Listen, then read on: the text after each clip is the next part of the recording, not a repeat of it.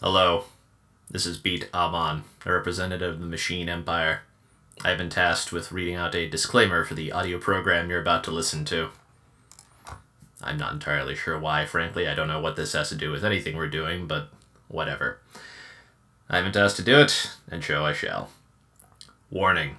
The dubtalkpodcast contains strong language and content that may not be suitable for younger audiences, and listener discretion is advised. Also, be aware that spoilers for Beat X, as well as any other anime, may occur, so be aware if there's a series or movie you haven't watched yet. Finally, the views and opinions are those of the individual participants of this episode and do not reflect Dub Talk as a whole. So keep that in mind before you get into this mess. And watch out for any traitors. I hear there's some lurking about here. Keep an eye on them. I hear they're bad for business. But good for cartoons, you know? Signing off. Enjoy the show.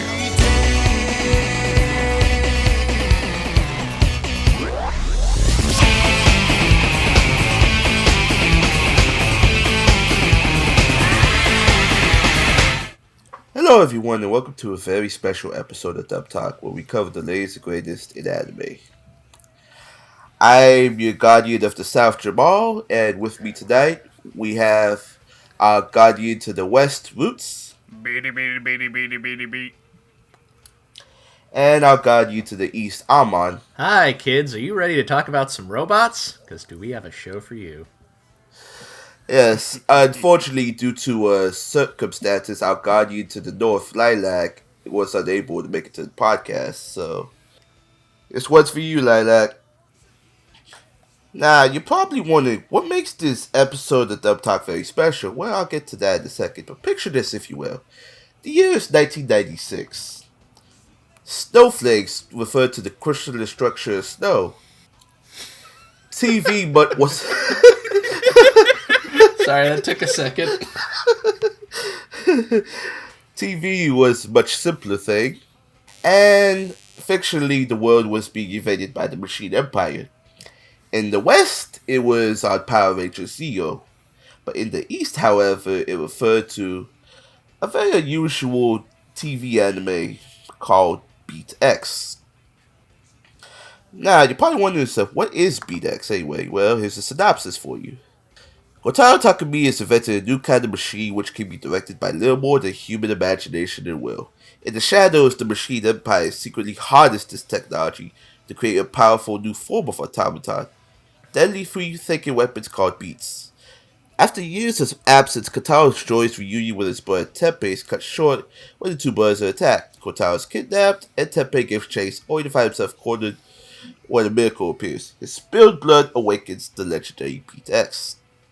Despite X's malicious resistance, Teppei eventually proves himself to be a worthy successor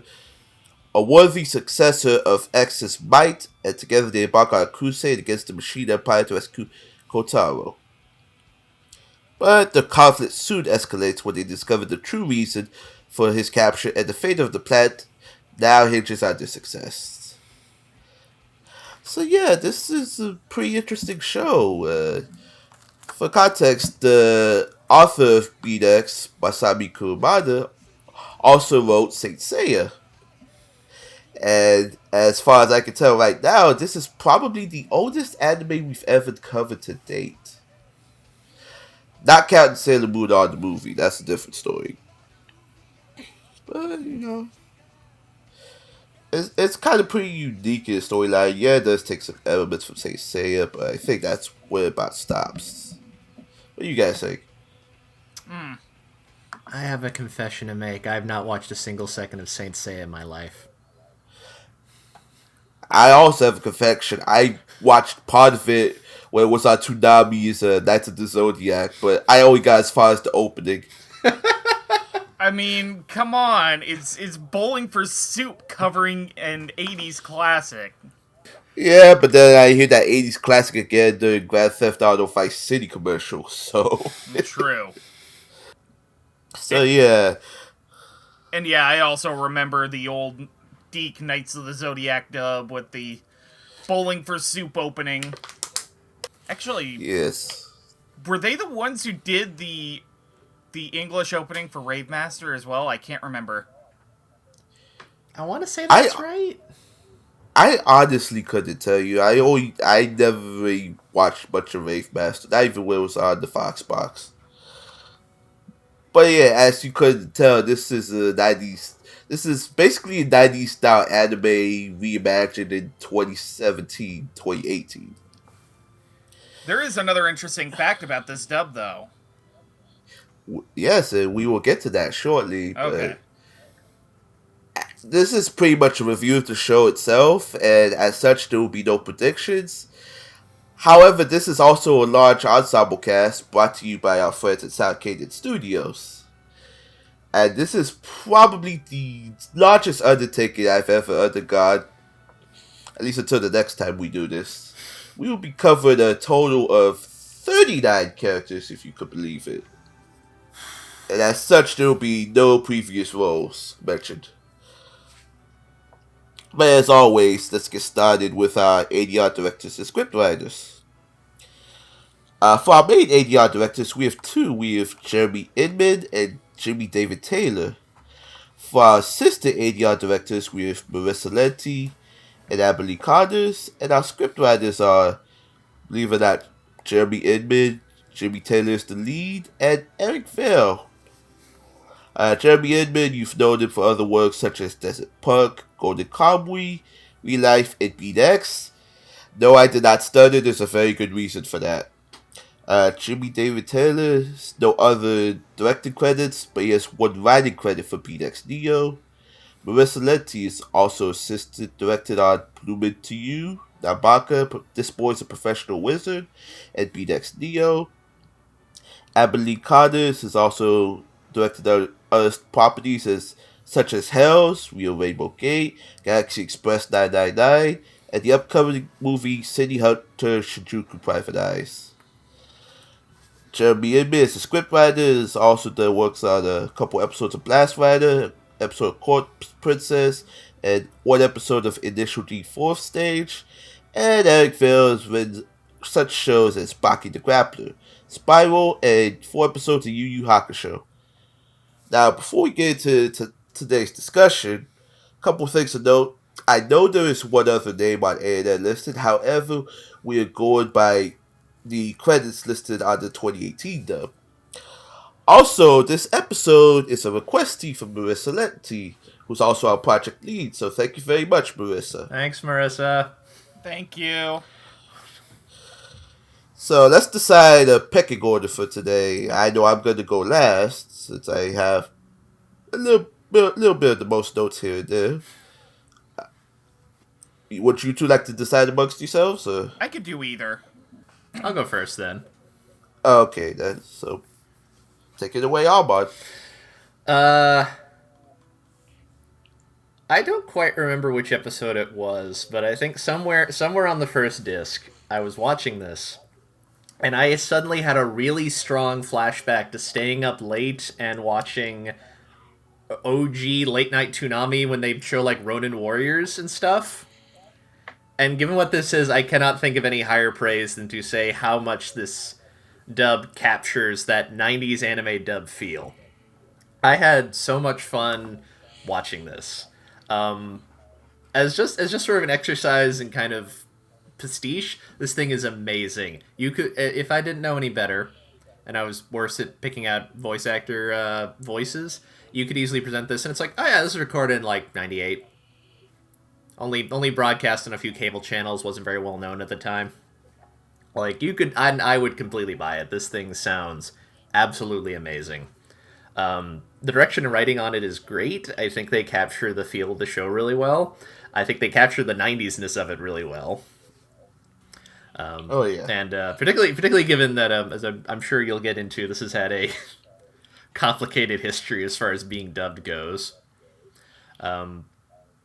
Yeah, it's so well cast.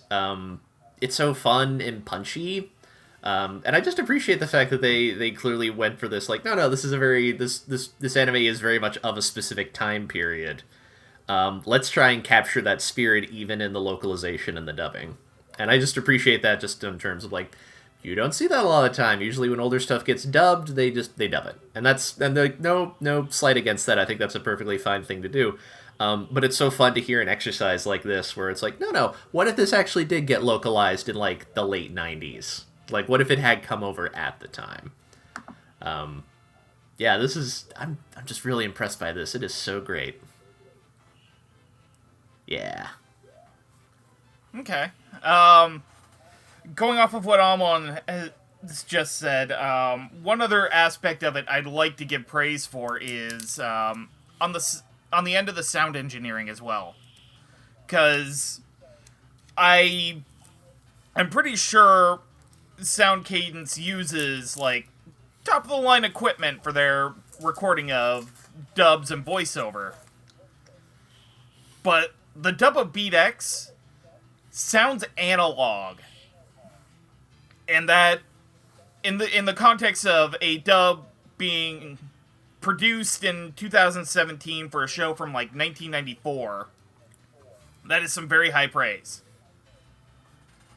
The dialogue is nice, bantery, choppy, punchy, and it's localized in that lovely late 90s, early 2000s. You know, the Japanese licensors aren't over our shoulders, so let's have a little fun with this kind of deal.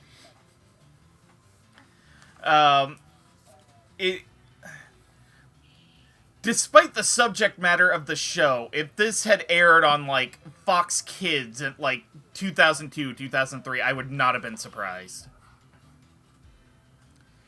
And, casting's great. Scripts, as I mentioned, were great 90s cheese. And the directing is solid. So, thumbs up. Okay, then. So, let's get right into this. I did not stutter when I said Jeremy Inman also directed Beat X, because for anybody that doesn't know, this is not the first time they've attempted to dub Beat X. As a matter of fact, this was dubbed by a company called Illuminitude Entertainment, which, if you know what Illuminitude Entertainment is, it was a studio that was run by 3 former Funimation execs. And the only anime they ever managed to put out at the time were this, AM Driver, Beat the Vandal Buster, and they distributed, I think, the first half of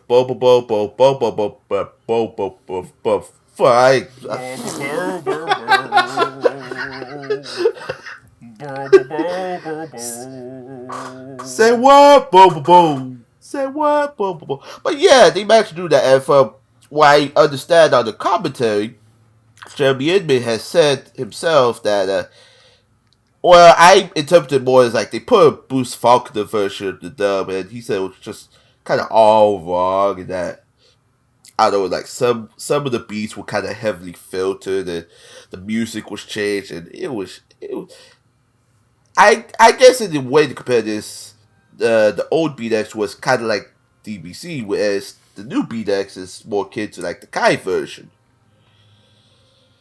Because I remember they filmed they refilmed the first 10 episodes in Jamie's media room. Jamie Taylor, the head of anime midstream, actually. So when they managed to do this, they had, like, you said the sound engineering was done very well. They had a few issues with the sound engineering at first before they reached out to Sound Cadence. To the point you can't even tell some of the old audio was reused. Like, yeah. Yeah. But, yeah, everything came out very well. The casting was very solid. I mean, it was pretty much 1-1 casting. Except, unless you count the Waller, because I know that was Marissa's thing when they had to keep the casting consistent. She didn't want to double cast anybody unless it was the same character, which I kind of had a slight issue with one of them, but the show kind of makes that point out over time, so I'm willing to forgive it. Let's see. Everything stayed faithful to the 90s. I mean, it was a 90s style dub without the 90s style censorship, thank you very much. I should know, being a kid of the 90s. Yeah. But, but everything checked out pretty well. It was as cheesy as I expected. It was as fun as I expected. very nostalgic too. This is one time I would put on nostalgic glasses and be happy about something instead of, just complain about the outcome or something. But I think everybody did their job very well. I gotta give them props. And much like directing, everybody here is a storyteller. So as we get right into our characters, and so the story begins. First up, we have Karen, a former soldier of the Machine Empire, previously one of the 4 spiritual guardians, who was exiled, who was later pretty much declared near dead from her injuries, to the point that young Teppei here rescued her from her captors, and as a result was almost killed himself until Karen gave him a blood transfusion. There's a very good reason I bring that up. But later on, we learned that the whole reason for Karen's actions is not only to help Teppei, but also to rescue her sister, Kairi, too, who has trauma-induced amnesia stemming from a field trip in which, who's gonna get that real quick, in which most of her friends were killed by a beat named Raffaello during the experiments. As such, she was placed in the care of the Faux Lafine, as not only a military soldier, as one of his underlings as well. So, playing these 3, Karen is played by Morgan Garrett, young Teppei is played by Kristen McGuire, and Kairi is played by Joanna Beatty. Now, as I said, there will be no previous roles mentioned, so we're going to get right into discussion. Alban, you go ahead. I thought this was a set of good, strong performances. I see. Where should I start? I liked Joanna playing Kairi. I thought she like a number of characters we're talking about. She suffers a little bit for not being on screen like all the time, even for as long as the show is. Like a lot of these characters show up more than once, but a lot of these are kind of one-shot characters. But I like what she did. I thought she did a good job of selling Kairi's relationship with Foe as this, kind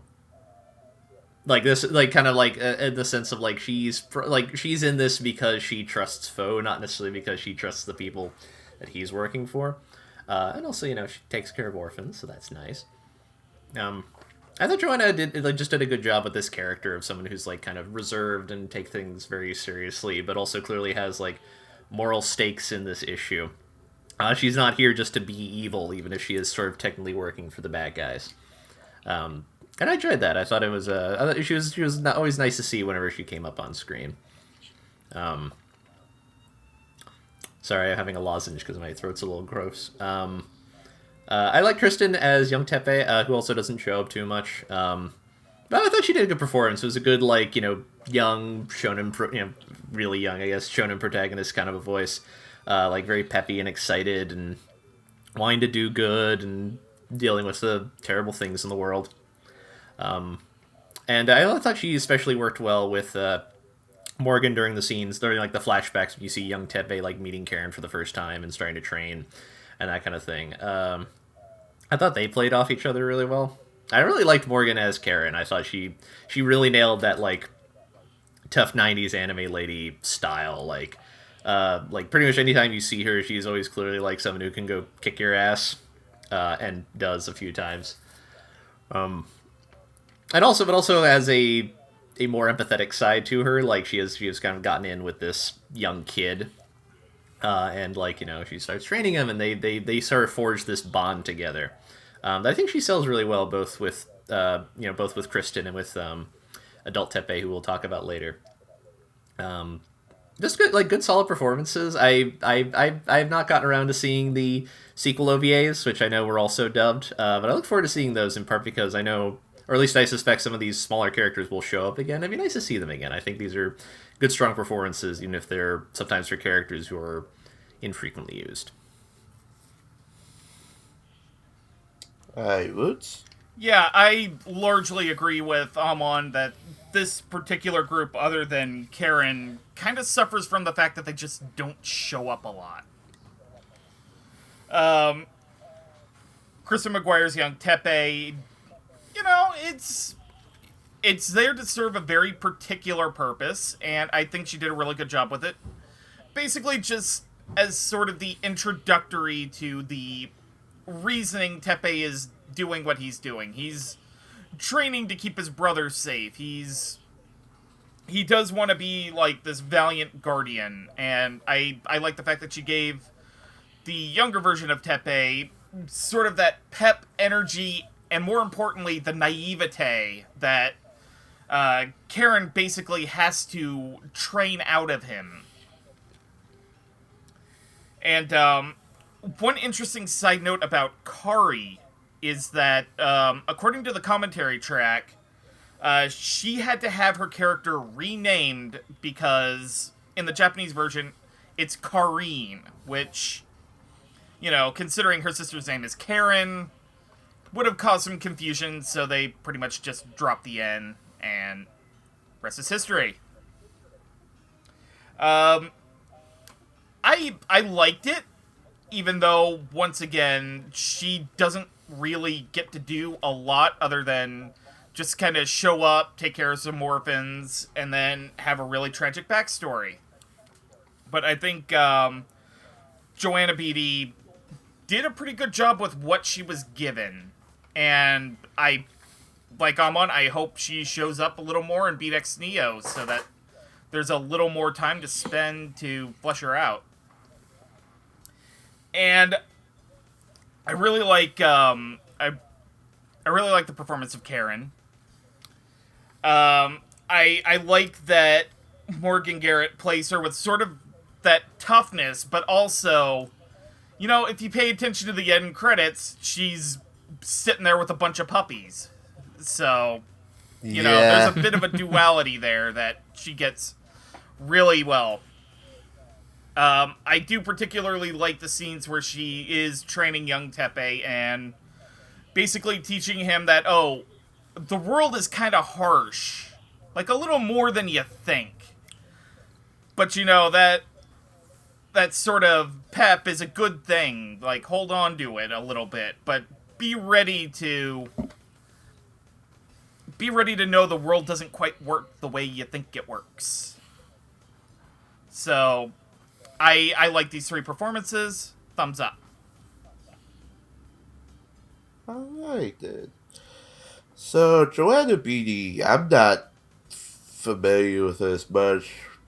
I haven't finished, because I know the last time she was mentioned on this podcast was My Roommate is a Cat. I haven't finished that show yet.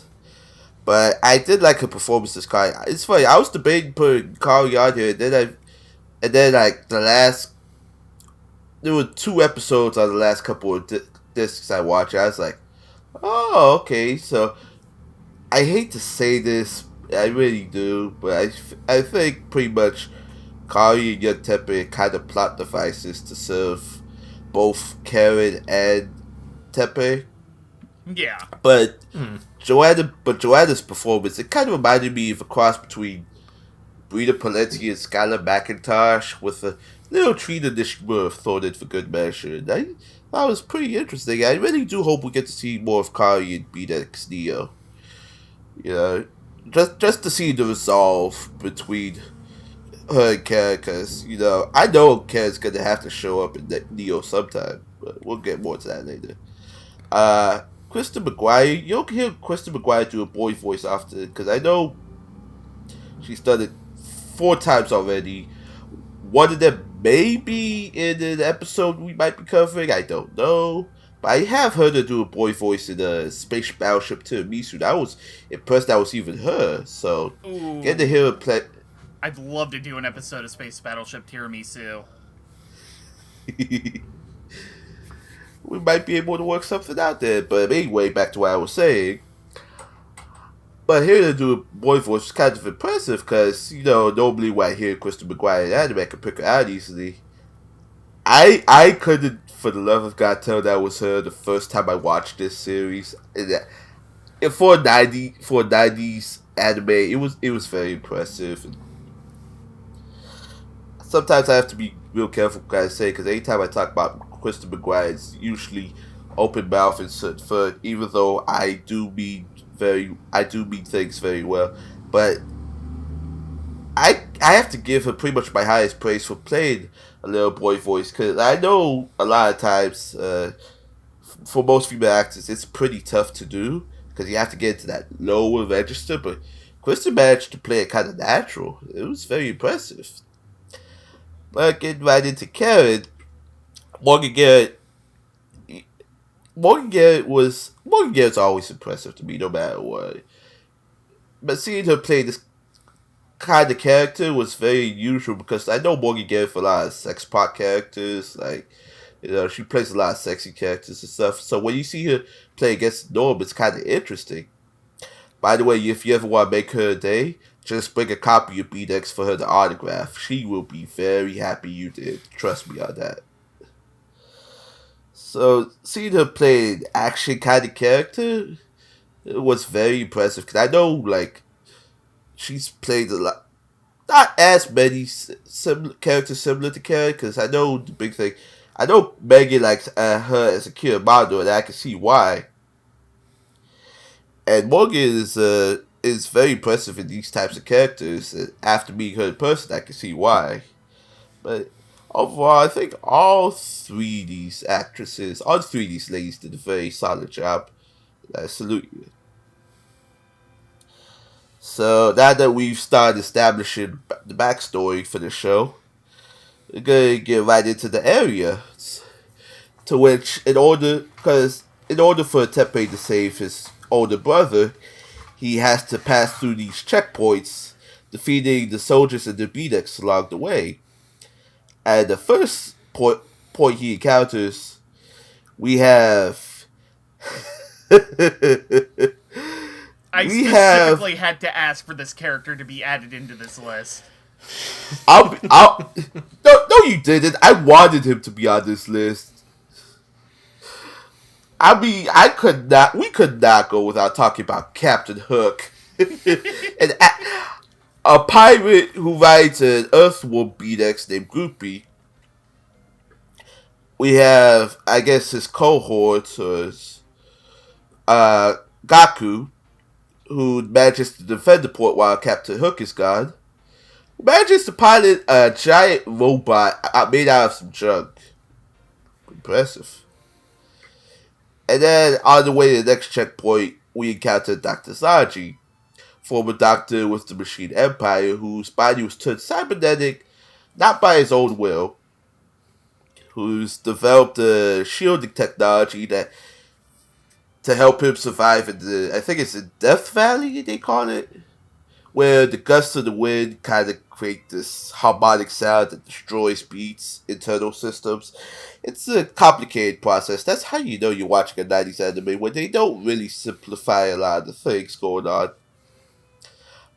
But getting into these three, Captain Hook is played by Robert McCollum, Gaku is played by Abilene Connors, and Dr. Zaji is played by Nick Landis, aka Ladder Painter. Ahmad? I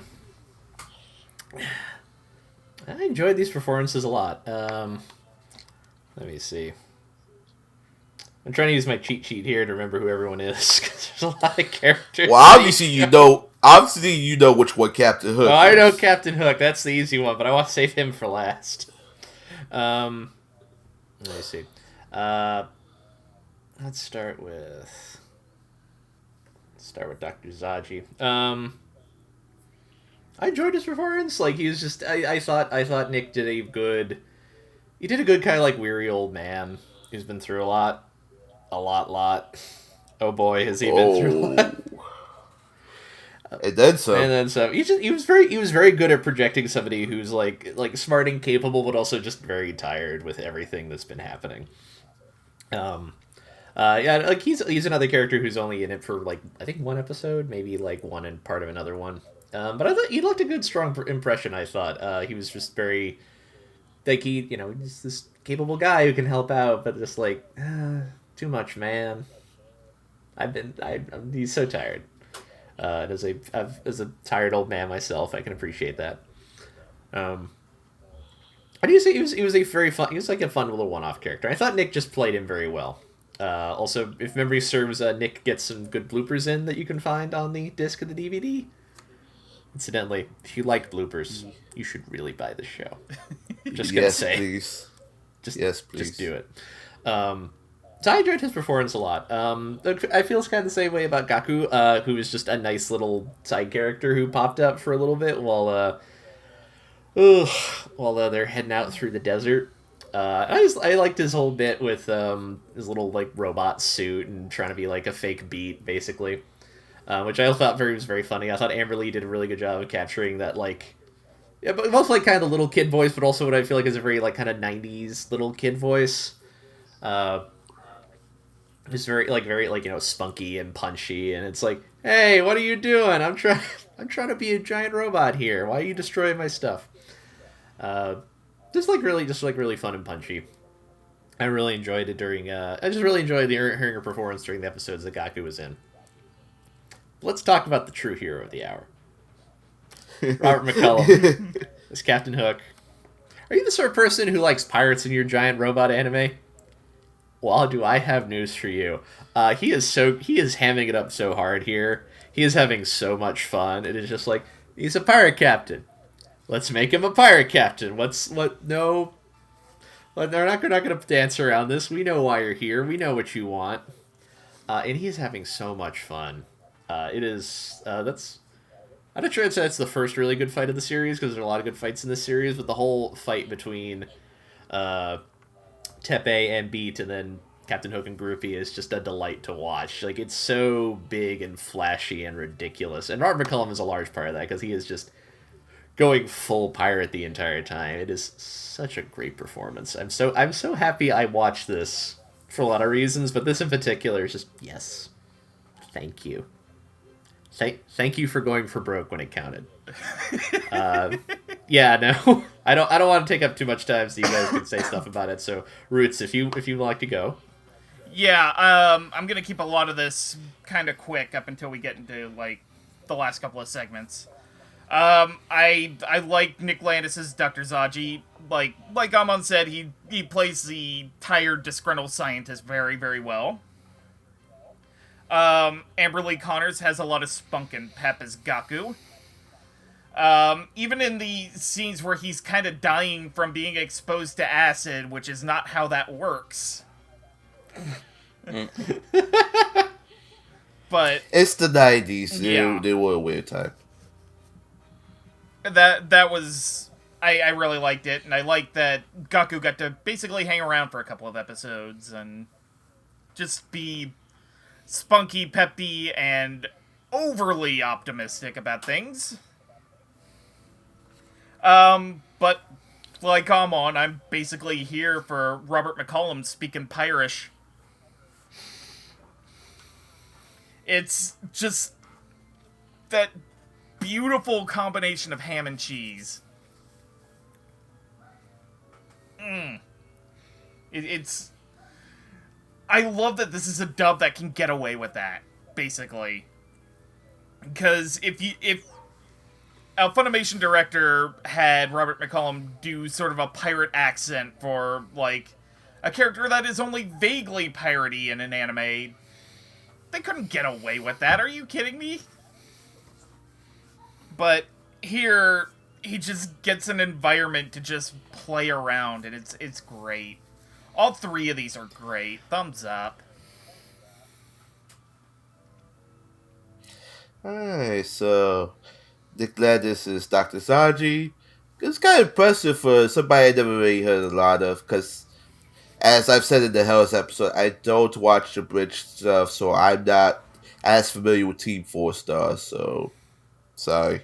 But Nick did a pretty good job. I was surprised. Emily Connors is Gaku. I expect Emily Connors. I never heard Emily Connors play Little Boy before. I thought, maybe just being the 90s dub, you could kind of get away with it. And it was pretty good. I thought maybe this was just going to be a one-time thing. And then I heard her as a boy in Cutie Honey Universe, to which, chef's kiss. But of course, the hero, quote-unquote hero of the three is Robert McCullum as Captain Hook, because my God, I haven't heard a pirate accent like that since Captain Mutiny from Power Rangers Lost Galaxy. That is so 90s. That is so 90s. It just hits right in the sweet spot. Everybody here did a pretty good job. And time to move on to the next section because I know there's one of these characters I want to talk about. So, we didn't mention this, but the whole thing with Beats is that the Beat stands for Brain, Blood, Bravery, and Battler. The machines that run on blood instead of oil, and then program in allegiance to a specific blood donor. Basically, once they die, once the donor dies, that's it for the Beat. Of course, there's always an exception to the rule, but we'll get to him later. I bring this up as Teppei goes through our next two checkpoints. One being Oasis, run by Camilla, who harnesses the powers of illusion through the use of her flowers, as well as created an evil flower that kind of pits both Teppei and X against each other at one point. We have her beat Mirage, which is a giant beat modeled after a moth butterfly. And then after that, we get to a graveyard, which is run by Nun Maria, and the god of death who covets it, also named Aleph. The god of death, we learn, is Maria's brother, who both of them gave their lives to become cyborgs who both gave their lives to be cyborgs in order to achieve eternal life. So, playing these four, Camilla is played by Melly Grant, Mirage is played by Melissa Sternenberg, Maria is played by Alexis Tipton, and Aleph is played by Tyler Walker. Ahmad? How should I start? So these are some fun. These are more fun one-shot characters. You're gonna hear a lot about that, especially in this section. I really liked Millie Grant and Melissa as Camilla and Mirage. I especially thought because I thought this was one of the better examples of like one of the beat users in the beat having a really strong kind of playing off each other really well. Like having like the voice acting I thought helped sell their relationship as sort of like, you know, partners in evil doing and tricking people and so on. I just like their performances a lot. How do I put it into words? A lot of it helped that I just bought that, like, oh yeah, these two have been around a while. Like they work together. They you know, they got each other's backs, as it were. I just thought each gave a very good performance for what it was needed. Like, you know, these two obviously they're sly and calculating. They do illusions to trick people and stop people from going out. Also, they're just in a fun episode. I thought I just really enjoyed that because it's so weird and trippy to watch. So that was a bonus in my as far as I'm concerned. What else? Yeah, no, it was a good strong duo. I thought. I really enjoyed it. Good job. And Maria and Aleph aren't. Well, they're sort of a duo. Sorta.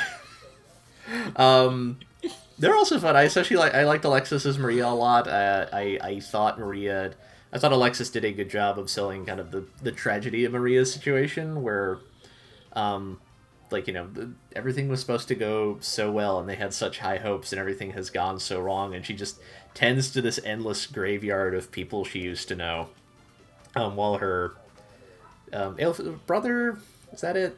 Is that how they're related? Yeah. While her brother has like turned into this horrible monster who just terrorizes anybody else who like dares set foot in this area. You know, she doesn't get a lot. She doesn't get that much to do per se, just because she's only in basically like an episode and change. But I thought, like, for what the character needed, I thought Alexis nailed that very well. And Tyler, I'm trying to remember, does the God of Death actually say anything, or does he just growl? Like, I'm blanking on it. Both. It's when he dies, like, towards the end, right. You see the flashback. Right, yeah. I thought, obviously, Tyler makes good growling noises for this horrifying skeleton monster. But when you do see him in the flashback, like, before he turned into that, when he was just, like, some human trying to do good, it was a good performance, I thought. He sold a lot of that This is a weird show in that it's, like, very shonen-y, but also, like, a little pessimistic in a way I'm not used to seeing a lot of, like, shonen anime being. I thought Tyler kind of, like, you showed kind of that, like, what used to be and how optimistic everybody was, and then how just that contrast with the present you've been witnessing, where it's just, like, the worst possible outcome. Like, they didn't save anybody. It's bad. It's real bad. Yeah, no, just good performances all around. I was really happy with them. Okay. I liked Melly and Melissa as sort of the illusionist trickster duo that basically tried to convince Teppei and Beat-X to kill each other. Like, I really like those story arcs where it's just somebody uses an insecurity in one of the protagonists to fight the other. I love those, because, like, they usually end with everybody just deepening their bond, and, like, that's some good, wholesome shonen content right there. I like how sort of, what's the word, tragic Melly plays Camilla. Because, one of the side jobs of the character is basically to deliver flowers to another character because of medicinal properties and all that. And it's, like, her death sort of has a little more implication to the world around her than the other one-shot characters do. So, but I thought they're dynamic together, and ultimately, the fight scenes they get were pretty great performances. And, again, a really tragic set of characters, Maria and Aleph. Sadly, Alexis Tipton doesn't really get a lot to do in the 2 episodes she gets. But, I like that she's sort of this still kind of optimistic, but, you know, trying to suppress cynicism for what has been going on with the world around her and what the Machine Empire has done to her friends and family. And then Tyler Walker just gets to growl and scream a lot, which is great. It's just, I love that performance. And, special shout out to Scott Frericks for playing Aleph's beat. Was it ever named? Bat. Okay, so it was just called that. Which yeah, it was all the bats. Which is just again a bunch of screaming, because presumably both of them lost their minds years ago. So great all around, thumbs up. I'm gonna save Camilla for last for reasons. Melissa Sternberger's Mirage. The first time I heard it, I thought it was Megan Shipman, but then yeah, I guess because she was so many background characters, it kind of blended in a little easily. But no, Melissa actually did a pretty good job, and her voice manages to stand out slightly easier now. Alexis Tipton's Maria. Funny, so Alexis Tipton played another Maria character. Except instead of Maria the Virgin Witch, it's Maria the Cyborg Nun. She doesn't get as much to do in the show, but she manages to make it a bit dramatic. She managed to make the drama come flowing very easily, especially when it comes to the God of Death, in which believe it or not, I'm not too familiar with Tyler Walker's voice, mostly because he's known as a director, which he recently stepped out as.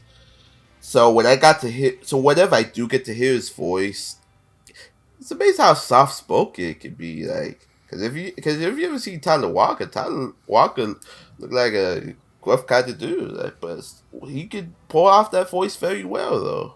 I appreciate it. Now let's get to Melly Grantis Camilla, because oh my god. So here's the thing. In the Japanese, because here's the thing, she had to go into a deeper register for this, because in the Japanese, Camilla was voiced by Kappa Yamaguchi, who you know more for. who you know more for as the voice of Inuyasha and Detective Conan.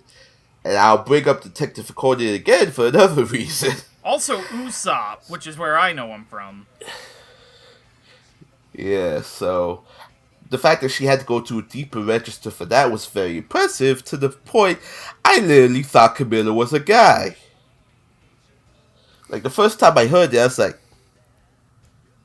is that Damon Mills? Hot take, I think this actually kind of put Damon Mills' black magic to shame. And I'll stand by that. I don't care what anybody says, don't at me. But yeah, it was very impressive. And, once I found out it was Melly Grant, I could hear a little bit more of the femininity as the time goes on. Fuck it. I'm not going to try to pronounce that word again. But it's kind of a shame, too, because when this DVD came out, it was, like, not only sold out, but also there was, like, some post-office issues. If I had got to this before the W's last year, I would have automatically given Melly Grant my Black Magic Award. Because, and for context, watch the I Know Kusabi episode, I can see why Gigi thought she smokes like 3 packs a day. Because that voice is impressive to hear. The fact that it's so androgynous, you literally thought it was a person of another sex. But, nope. It's Melly Grant at work. And now that I've heard her, now that I'm familiar with her voice work, I'm probably going to have to go back and watch Fairy Tail again, because I say yes to the Mario. Especially after all that fan art. Anyway, everybody here did a very good job. Of course, Melly Grant being the standout of the 4. So we move on to the next few areas. Actually, it's kind of backwards, because we're actually reaching the last 2 points in this show, at least for now. We have the mercenary Bem and his BDX Cancer, a crab, modeled after a crab. Pretty much, they're trying to hunt Teppei down, obviously for money, and to torture a trader. Well, they can't torture a trader, because when we get to said trader, I'll explain why. And then we have Balzac and his beat, the Mimicolian Savannah. Also, they're down to hunt traders of the Machine Empire, but that's pretty much all their purposes. So, Bem is played by Alejandro Saab, Cancer is played by Rico Fajardo, Balzac is played by Mark Stoddard, and Savannah is played by Zach Bolton. Ahmad, go ahead. Where to start? I thought Alejandro and Rico were really fun together. Yeah. Partially just because it starts off Bev and Cancer just kind of hanging out in the desert, and it's like, we don't have to worry about nothing. Nobody's coming through here. Very much like they have the air of the guys who kind of got they got this job because they knew somebody. And it's like, we don't have to do anything. We can just sit out here and like no one's coming through this part of the desert. We're set. And then Beat and Teppei show up, and it's like, we have to work against that guy. No. And then they get owned in the end. It was a fool. Their day started out so nicely, and ended so poorly. Oops. But they're a lot of fun. They played off each other really well. I thought they just nailed the the comedy of their characters really well. It was also nice hearing such. One of the things I appreciate about this dub is that they could have easily just cast this with more veteran actors, but I do like the fact that they made a point of no, we're gonna reach across a lot of the Texas acting pool. In case in point, here you have, I think, or at least in my mind, are much more on the newer voice actor end. Coming in here and fitting in right in with everybody else and sounding really good. And I appreciate that. They didn't just feel the need to rely on veterans who would have been in a show like this at the time because they were voice acting at the time. But I think that paid off, especially here. I think they're both really fun, and I don't know if either of them are Saint Seiya fans. But I'm sure, like, at the very least, they're in the right age group. I'm sure they grew up watching 90s dubs that they were into anime at the time, so I'm sure being in something like this must have been a blast for them. Oh, and by the way, yeah, Alejandro Saab is really into Saint Seiya. Yeah, I'm not shocked. So this, even if this isn't Saint Seiya proper, I'm sure this was meant to have been a lot of fun for him.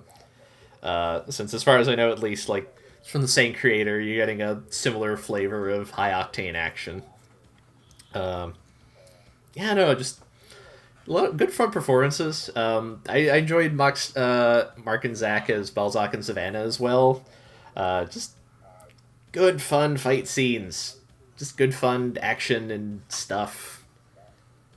I don't know. They fit the character. They fit the characters very well. They once again had some like a fun good episode or two, doing what they're doing. Yeah, no, it was there's a lot of good 90s in this dub. That's kind of my overarching feeling. It's like good 90s. Yeah. Nice. Roots? So, did anybody else get kind of a Rosencrantz and Guildenstern are dead vibe out of Bem and Cancer? Oh. I never really understood that, but I did get something along those lines. It's basically the plot of Rosencrantz and Guildenstern are dead are basically it's a play set in the world of Hamlet, just from the perspective of two guys just watching this stuff going on. Oh, okay then. Like it's great. You should check. Like there's probably like a version of it on DVD. You should check it out. It's wonderful. That's Anyway. a very on point reference that I hadn't thought of. It makes a lot of sense. But I just like the fact that Alejandro Saab and Rico Fajardo get this opportunity to like banter and shit talk with each other about, oh yeah, this guy's coming. We can take him. No, they can't. They can't at all. What are you talking about? Just, like, going from, oh, I don't want to work, to, oh, we can take him, to, oh, shit. Just over the course of the episode, as Beat X is flying by, like, it's just, the episode was just fun, and part of that was due to the banter of Alejandro and Rico. Like, it's great. I don't have much to say about Savannah, because, like, that's one of the beats I don't really get to speak all that much. And, well, Balzac is just sort of the stereotypical haughty, arrogant old man character. I saved him for last because Mark Stoddard gets the best sequences of the blooper reel, just trying to pronounce the word Myrmecolian. Like, that right there is worth the price of admission of buying the DVD alone. Just him constantly shit. Like, it's great. It's wonderful. And performances are great. The blooper reel is even better. Yeah, you're not wrong. Let's get this out of the way. Balzac and Savannah. Mark Stoddard as Balzac I thought was pretty good because, you know, as we've said from time to time, whenever we hear Mark Stoddard, you know, he's a typical authoritative military kind of voice, and it easily fits here. Of course, and then some, especially in the blooper reels. But he did a pretty good job. Zach Bolton and Savannah doesn't speak as much, and where I did recognize his voice a little, it's pretty good for what the character's worth. Also, holy shit, I get to talk about Zach Bolton.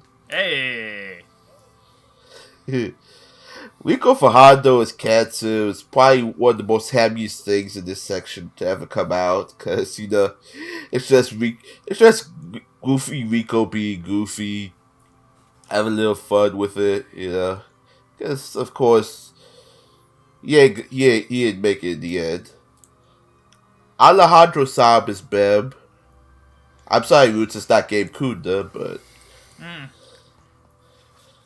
Alejandro Saab. I can't say, you did good, Alejandro. You got a paycheck out of this. No, because there was so much more than that. Even if it was a one-shot character, one shot, but he died by a fireball. Yeah. I mean, not even being directly attacked. He's just on the side, just boom, boom. They didn't even know. He died by proximity. He died by proximity, but Alejandro did very good with his very deep range, very commanding. Especially when he's looking for a fight. Face me, Teppei! And all of that. It's pretty amusing to watch. Everybody did a good job here as well. So as we kind of get closer and closer to the area, we encounter the Dark Knights. Private military force activated by activated in response to the Machine Emperor, decided to take over the spiritual guardians. Once they believe they fail, they're out to hunt one of the traitors of the spiritual guardians, who we'll get to later. But pretty much all three of them are brothers who hate each other. Of course, Rai being the oldest brother and Mira being the youngest. Leon's just that in between. But Mira is actually the leader of the Dark Knights himself, so the desire to retrieve Camilla's flowers for medicinal properties after Camilla herself is dead. Playing these three, Rai is played by R. Bruce Elliott, Leon is played by Brandon Potter, and Mira is played by Gianni Matragrado. Does this say Matragrado, right? That's what I read. Okay, good. If there was an accent mark there, it would be slightly confusing. Anyway, go ahead, Ahmad. I enjoy these performances. I do think they're pretty solid. I think if they had a flaw, it's that I feel like of a lot of the one-shot characters, the Dark Knights feel not the least of, but they're not quite as memorable as some of the other ones. They're no skeleton robot or knuckleheads in the desert who think they're going to have an easy time of things and then don't. But I did like the performance. I did think the three of them... I thought the three of them kind of did a good job playing up the kind of like inter-family political aspect of these characters, where like they're all like, they're all kind of jockeying for the same position and they're nominally on the same side, but they will not, if one of them dies, it's like, oh, he was weak. Well, more for me. Yeah. I thought they did the kind of the sinister backstabbiness of it really well. Oh, excuse me. Still early, I guess. I'm not gonna lie, I'm gonna relay those thoughts in my segment, so... I enjoy their performances. I think once again, these are characters who just, like, they don't show up too much, and so on sort of a review front, there's not a lot to dig into. But I did like their performances. It's always fun to hear R. Bruce Elliott and stuff. I like him. I like his voice. He usually isn't cast in leads because, except for maybe narrators, there isn't a lot of call for guys with like deep, rumbly, dramatic voices. But he's used really well here, so I thought that was fun. And Samurai 7. Oh yeah. Oh, and Samurai 7. Yeah. Are you all set? I think I like these performances, even if I thought the characters didn't stick in my mind as strong as some of the others. Yeah, and I think that's my problem, too. Largely, the performances themselves were strong. The sort of interplay of familial jockeying for position, like, that was fine. The characters were just kind of forgettable in the grand scheme of things. They almost felt like filler. Just because they use very similar beats. There were times when I thought it was basically the same character, like, more than once. And if it weren't for the voices being different, I probably wouldn't have been able to tell them apart. I'm actually curious, are they filler? Because I know the anime and the manga that it's adapted from do diverge at some point. And I'm wondering if these guys might have been bridging material, maybe somebody who had just been introduced to the manga and didn't have a lot to them yet, something like that. Yeah, it felt that way, but, you know, I don't think the manga is available in the US, so it's not something I can just readily check. Well, we should actually... I'll leave that for the end, but go on. Okay, good.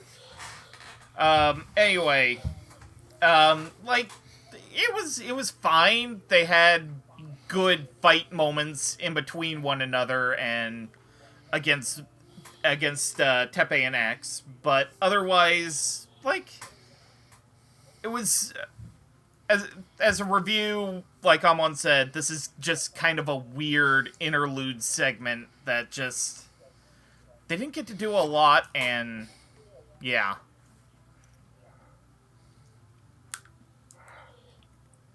It's my turn? Alright, so to admit, I'm on yawning during this section. I actually thought this was the weakest arc out of all of them, mostly because when I myself watched it, I watched it twice before recording. Hell, I had to watch this bit again just to make sure I didn't forget about these characters and how they died, because, yeah, they died, of course. I fell asleep during the first 2 times because I was like, I don't know, like, it was something about that arc. I mean, the character designs were slightly different because, for one thing, one had crazy hair, one was bald, and the other was kind of young and suave. Ambrose did good as an older man. You know, not an old man, but an older man in terms of familial relations. Brandon Potter's Leon, I'm not gonna lie, if you look at a picture of Brandon Potter, you look at a picture of this character, they kind of look almost the same. But Brandon Potter's a good guy deep down. Yeah, remember, folks, actors are not their characters. They may look like them sometimes, but they're not. But I guess, for me, the standout of the 3 would have to be Gianni as Mira, because, for one thing, I've never heard of this actor before. And that's because I found out he's the only other work to his name is Death Battle, which, surprise, surprise, if you know Marissa Lenti and her casting powers, she also does casting for Death Battle, and sometimes she'll take performers from Death Battles and put them in the other projects. This is not the first time either, so I thought, you know, for what the arc was worth, everybody did a very good job. I mean, they gave strong performances to a very weak arc, but nonetheless, they were all pretty good. But in the middle of this storytelling, we probably should have taken a little detour, because along the way, pretty much in the middle of the story kind of diverges into 2 perspectives. You have Teppei's perspective and you have Koto's perspective. And Teppei encounters, along the way, this old man who was a war hero for the Machine Empire, named Chaos, and has beat L'Amour, which I'm pretty sure is modeled after a beetle. I forgot, but yeah. And then from Kotoro's perspective, because at one point he's sent to the Underhell, we have Marcelo, and Imp, who's pretty much an enforcer for the Underhell, and his partner Amigo, this giant raging beast of raging, this giant raging beast who just grunts. I guess he kind of has a mind of his own, as you can tell later on. But playing these 4, Chaos is played by Bruce Carey, L'Amour is played by Jason Manoka, Marcelo is played by Justin Briner, and Amigo is played by Chris Rager. So, Amar, why don't you take it away? Sure. Let's see. Where to start? I like Bruce and Jason as Chaos and Lamore. Just good solid performances. I thought Bruce kind of sold. I liked his performance as kind of like this world weary fighter who, does not like the people he used to work for. He would like to instigate rebellion, but he's kind of old. He's not in a position to do it anymore. But I thought he did a good job of balancing that world weariness with like his hope of seeing like here's somebody like Teppei, who is in a position to do that and has the chops for it. He was very he did that good kind of like 90s shonen inspiring tone to his voice when he was doing that stuff. It was like a good performance. These are also one of these ones, in part because I'm not as familiar with these actors off the top of my head, where if you like showed me a clip of them and said like, oh, this is a 90s dub, I'd be like, I completely believe that. It very much hit the tone of the times really well, which I appreciate because of the show this is. But now let's talk about one of my favorite parts of the show. Which is just Justin Briner just being this awful little gremlin on and off I feel like almost the entire back half of the show. I did not recognize that this was Justin when I first started listening to it, and he is so great in this. Just what an awful little turd. Can't follow orders, constantly trying to cover his own back when he screws up. Yeah, constantly forgettable too. He's so awful, and he's so fun at it because I'm used to seeing Justin play characters who are either more heroic or if they're a little off. They're like Luck from Black Clover, where they're still very competent at their job. They're just arguably also a crazy person. So it's fun hearing him play somebody who's both so conniving and also kind of incompetent. I had a lot of fun there. I also like Chris Lager's Amigo. Obviously, he doesn't do as much because Amigo's a little monosyllabic. But like he did a good voice for like that character, and I especially liked his like a lot of the stuff he was doing towards the end with Teppei's brother, Kataro? Is that Teppei's brother? Yeah. I liked a lot of his interactions with Kataro, which obviously are more from Kataro's end than his. But I thought like Chris Rager kind of like sold it as he was able to for this character type. I really enjoyed that performance as well. These are fun characters. I'm not sure we're gonna see them again, unfortunately. But I liked them while they're on screen. Thank you. Thanks, guys. Boots? Yeah, I like the character of Chaos and his sort of mentor-ish. Well, not necessarily mentor, but just like he sees the potential in Teppei to fight the Machine Empire, and he's not necessarily training him to be able to do it, but he's kind of giving him the advice to be able to activate X's full power. And I like that in that particular story arc. And Jason Marnocha also did a really great job as his Beat. Basically just trying to match the energy of X, and like it was really good. Unfortunately, like a lot of the one-off characters in this segment, like there's not really that much to say. I also really like Justin Briner just being a little gremlin throughout the episodes he was in, and it's like the classic 90s sort of crack the whip, get back to work kind of bad guy. Yep. Unfortunately, there's not much to say about Chris Rager here, just because, like, nearly all of his lines and dialogue is just grunting, so... But I think he did a good job with that. Took him an hour to finish that. Entirely.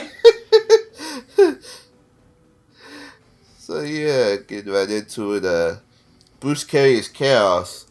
I'm slightly familiar with Bruce Carey's work because He's the narrator in Level E. Level E was like one of my favorite shows back in the day. So getting to hear him play an old man was kind of pretty neat. And here Jason Madoka is Lemore after coming off of Hells. I mean, it was very good. His range is. I've not gotten used to his range yet, but these two did a very good job. And of course, like I said earlier, once the donor dies, so does the beats, and we kind of get to see an example of that through this arc. Chris Rager's amigo, as I stated, there wasn't much to. As we both all stated, there wasn't much to him. In the commentary, they said it took like an hour just to record all his lines. So, if I recall, I think I saw a box art of Neo where he might come back. I'm not sure. Don't quote me on that. But of course, the standout here is just the brothers Marcelo because, well, for one thing, yeah, I couldn't recognize him either at first. But man, the way he portrayed him, like you can hear his voice more and more. You just can't believe that's Deku. You know, it's like Luck Voltia is the descendant of Marcello. The way Marcello just be cracking that whip while be starting something.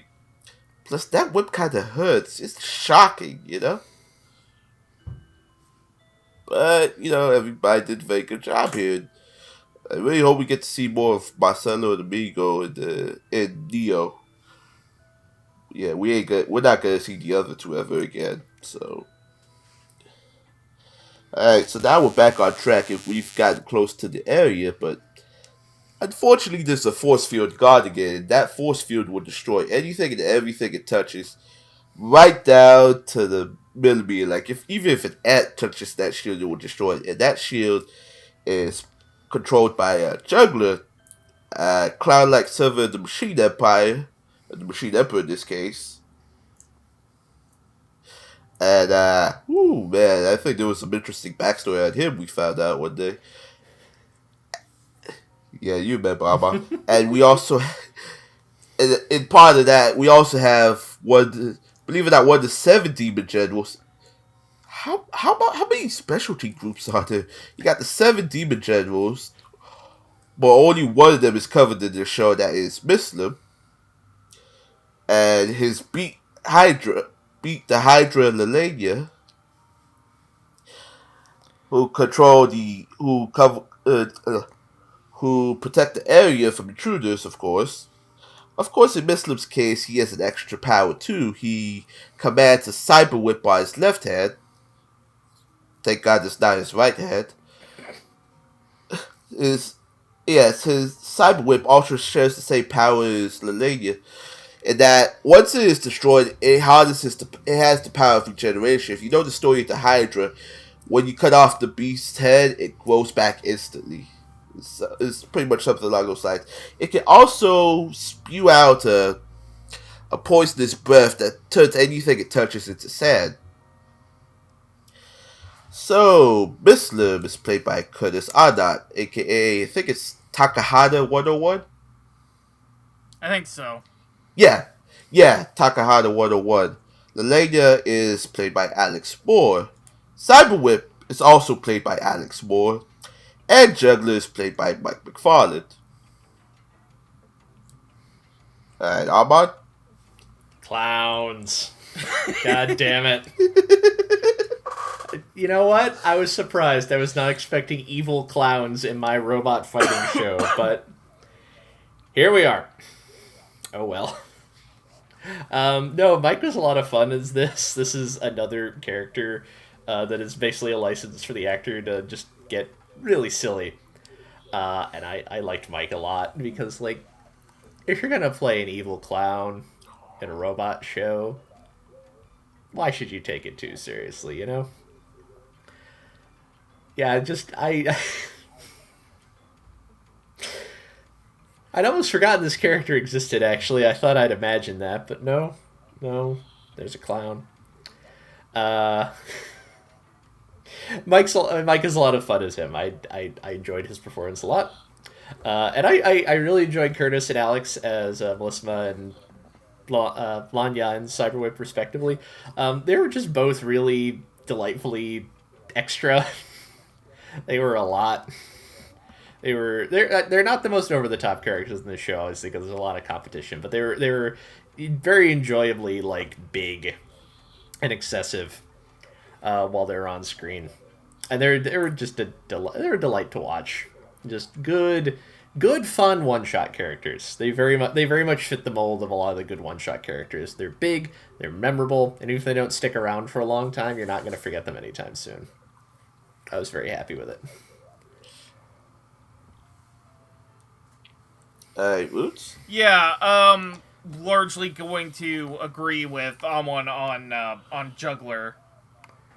It's basically just the bad guy clown, and Mike McFarlane gets to play around with him so much, and it's wonderful. I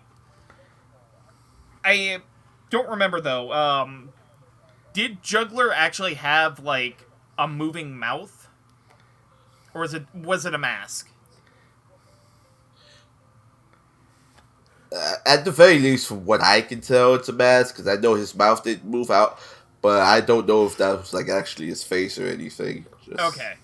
Like, I like characters that like wear masks or their mouth doesn't move, because it gives the actor a little more creativity to add like a little more punch to those scenes. And like Mike McFarlane, just as an actor, has a tendency to chew scenery, so it's a wonderful combination.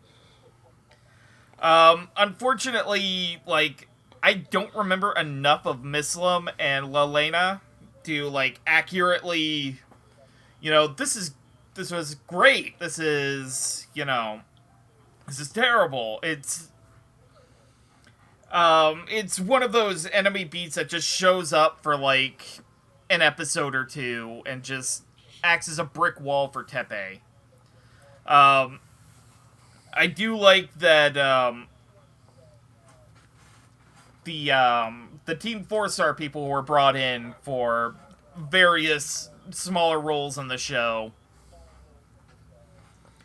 And I do remember that Alex Moore's role as Lelena was basically just sadistic laughter. That's good. That's fine.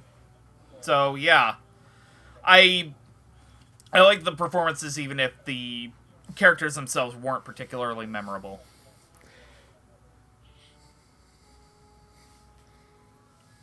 Alright, so yeah, I like I said, I haven't watched the British stuff, so I'm not too familiar with Takahata, but him as Muslim sounded kind of pretty interesting, sounded kind of pretty good. It was like what I like to call the Alejandro sound effect, where some actors would kind of sound like in similar tones to him at times. I know I had that problem with Stephen Fu once upon a time, but I thought he did very well playing a guy who has pretty much snakes in his hair, because Jesus Christ, the way Muslim's hair just moves, it's like a Medusa kind of effect. Not to mention like how he like re-ups his weapon with his own blood. That was, woo boy. Lelenia Cyber Whip. I will admit I'm not the biggest Alex Moore fan, but when I get to hear him play against the norm, kind of, it's always impressive, because hearing him do a shrieking kind of voice is like, wow. Where if this wasn't the 90s show and you heard that today, some people would kind of find it irritating. Some people would have a little trouble with it. It would be good nonetheless, but it'd be kind of irritating. For this show, however, it was very impressive. And Juggler, and Mike McFarlane as Juggler, holy shit, I get to talk about Mike McFarlane. And no, quintessential quintuplets does not count. Like, I'm familiar with his voice, though sometimes it can kind of interchange with one other actor we'll get to talk about later, but I feel he enjoyed like some of that habit he had to give for Juggler, because for one thing, I do know Juggler shows up in Neo again, and if you excuse me for a second, I'm trying to look something up here on Twitter. Because I think I saw something about Juggler the other day. Come on, August. Is it the revelation of his origin that's in the manga? Yeah, I'm looking up on Marissa's Twitter. But I have it here. Roots. Do you know why Juggler is clown themed? Why is Juggler clown themed? Because his face looks like a clown's face. He was just born that way. Like not like the mask, just like he has a big red nose and comically large lip. Like he looks like he has clown makeup on, but just normal. That's what his face looks like. Look, I will talk about the BDX manga briefly, like in final thoughts or something, but it is clearly the wildest shit ever.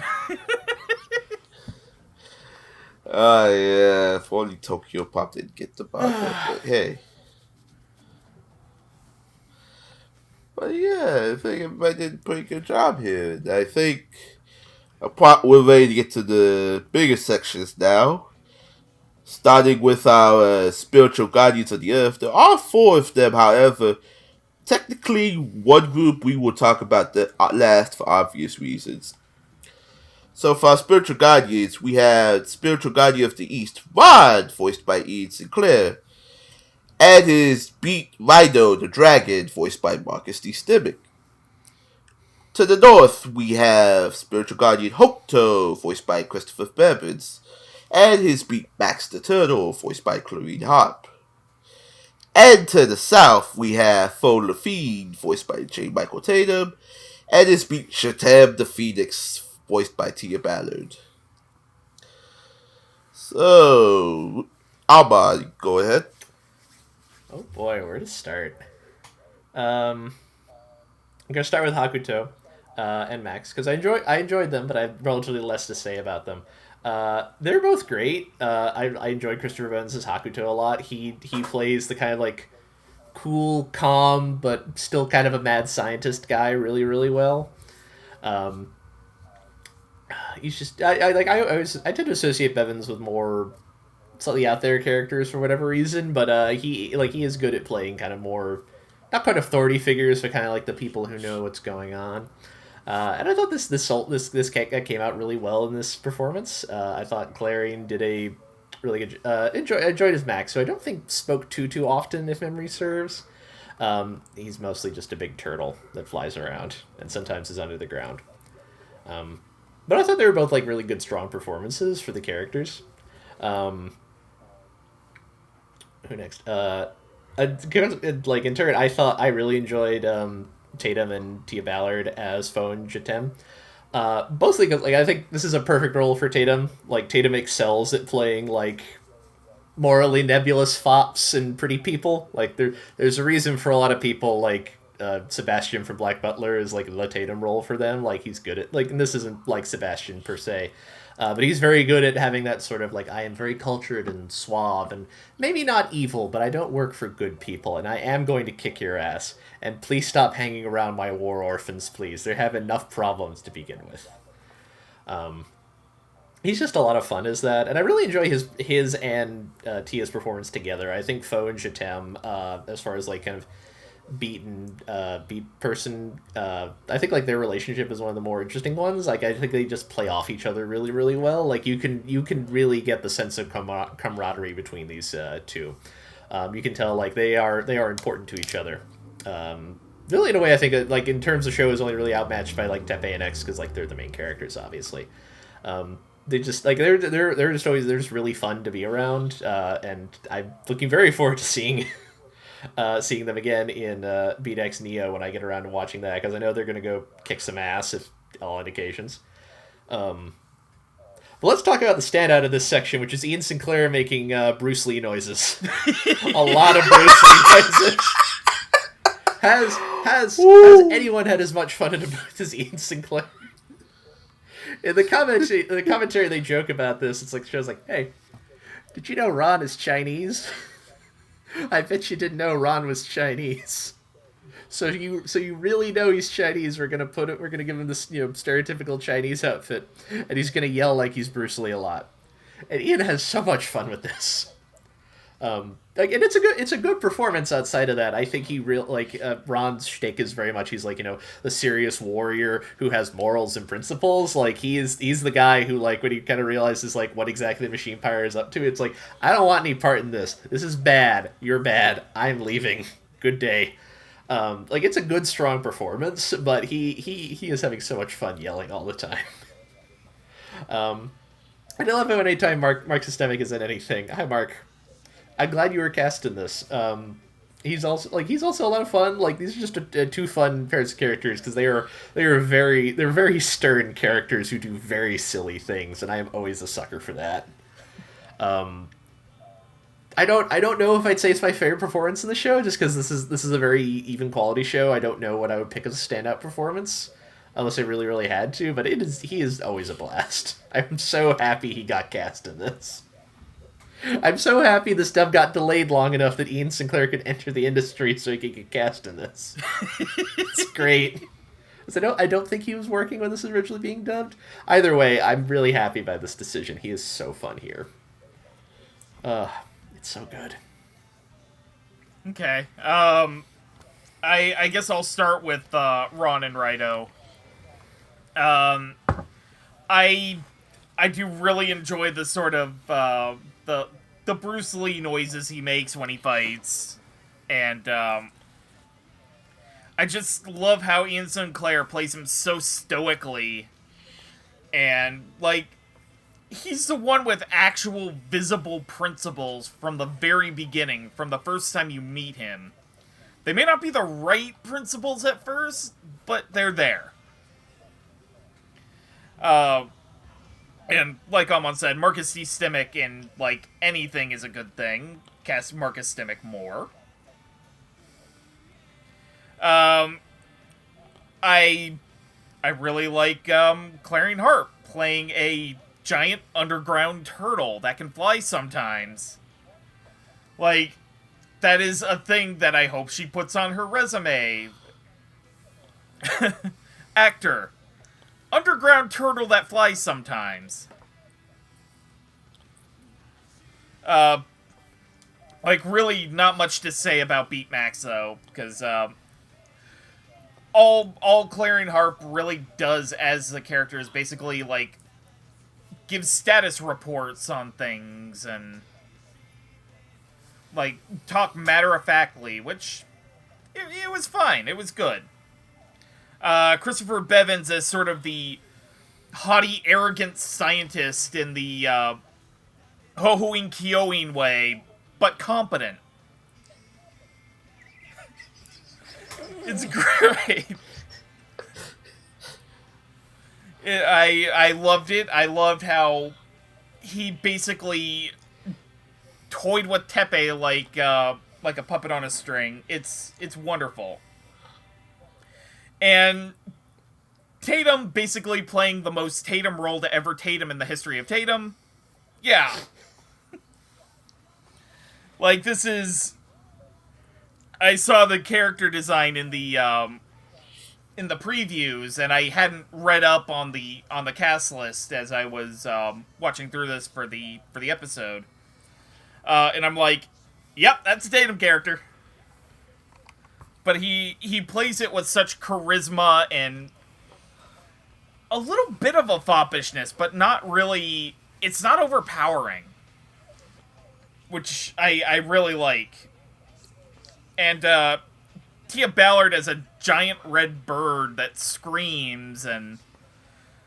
Like, its attacks are all screaming, and it shuts down a beat's... sensors and blows them up. It's great. And she gets a bunch of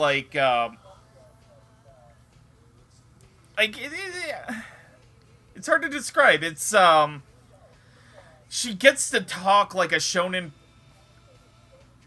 like one of the shonen protagonists on the side. You know, his power level is such and such. Like it's great. It's kind of a hard to describe great, but I liked all these performances. They were good. Thumbs up. Alright, so let's start with the East. Yeah. Ian Sinclair is probably the hammiest out of all of them. It's wide. Yeah, I didn't think about Bruce Lee for a second. I probably should have, because I'm like a really big martial arts fan. But getting to see Rod and Foe battle each other was always impressive. And I think he did a pretty good job, defining the man's character, his principles, and whatnot. Of course, Rhino, I wish Marcus got to speak more, and so does the crew, apparently. According to the commentaries, but Marcus is always impressive. I can't really think. I don't think Marcus has ever turned out a bad performance in the time we've known him. Like, he's always impressive when he's on screen. He just needs to be on screen more. I don't know why not. I mean, can you think of any reasons? Yeah, exactly. Going north. First off, holy shit, I get to talk about Chris Bevins and Clarice Harp. Wow.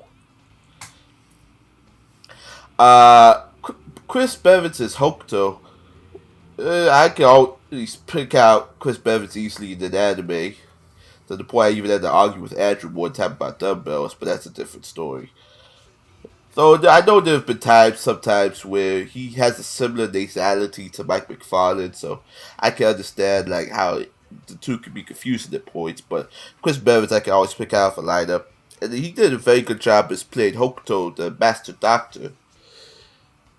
To which you can tell this is kind of 90s because when you look at some of the characters' faces up close, especially Hokuto's, he even looks like he has the bumps or he has something in his cheeks.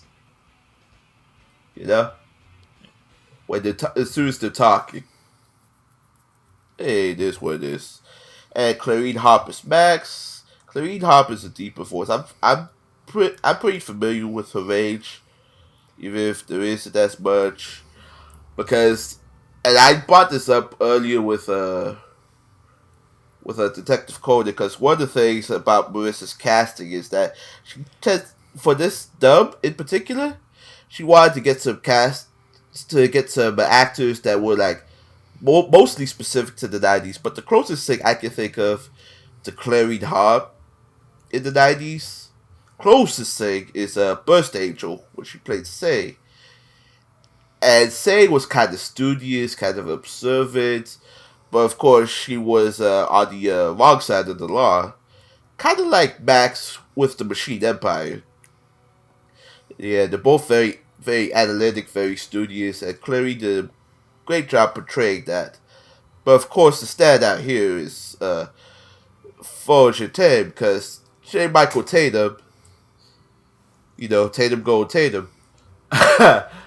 And the thing about it is, too, because we saw it on the commentary, Jeremy specifically asked for Tatum because he said that Tatum's the most foppish person he knows, and it really does show his character.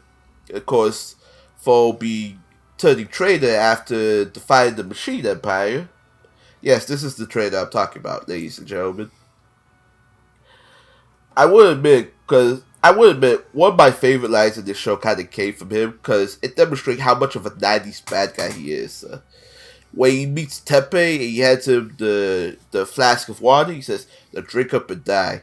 I have a bunch of war orphans waiting for me to cram the imperial doctrine down their throats." And I was like, yeah, that's so 90s bad guy, like always expositioning themselves. But Tatum did a very good job, and hearing Tia is the bird, it's very off the beaten path of what you hear Tia normally as. Because, Tia's always usually the upbeat kind of person, peppy kind of person. Seeing somebody that's playing bad guy to neutral, I guess, with that kind of power of sonic disabling, Tia did a very good job. I guess as we get on to more of the characters harder and harder, you can't really pick a standout among all of them, really. Everybody just did a very good job. Now, since we got the spiritual guardians, of course, we have like some kind of enforcer, really.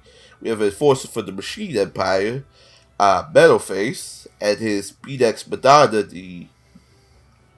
Shit, I didn't look up what Madonna was. Give me a second. I want to say it looked kind of like a griffin. Yeah. I think that's what it was, but let me see.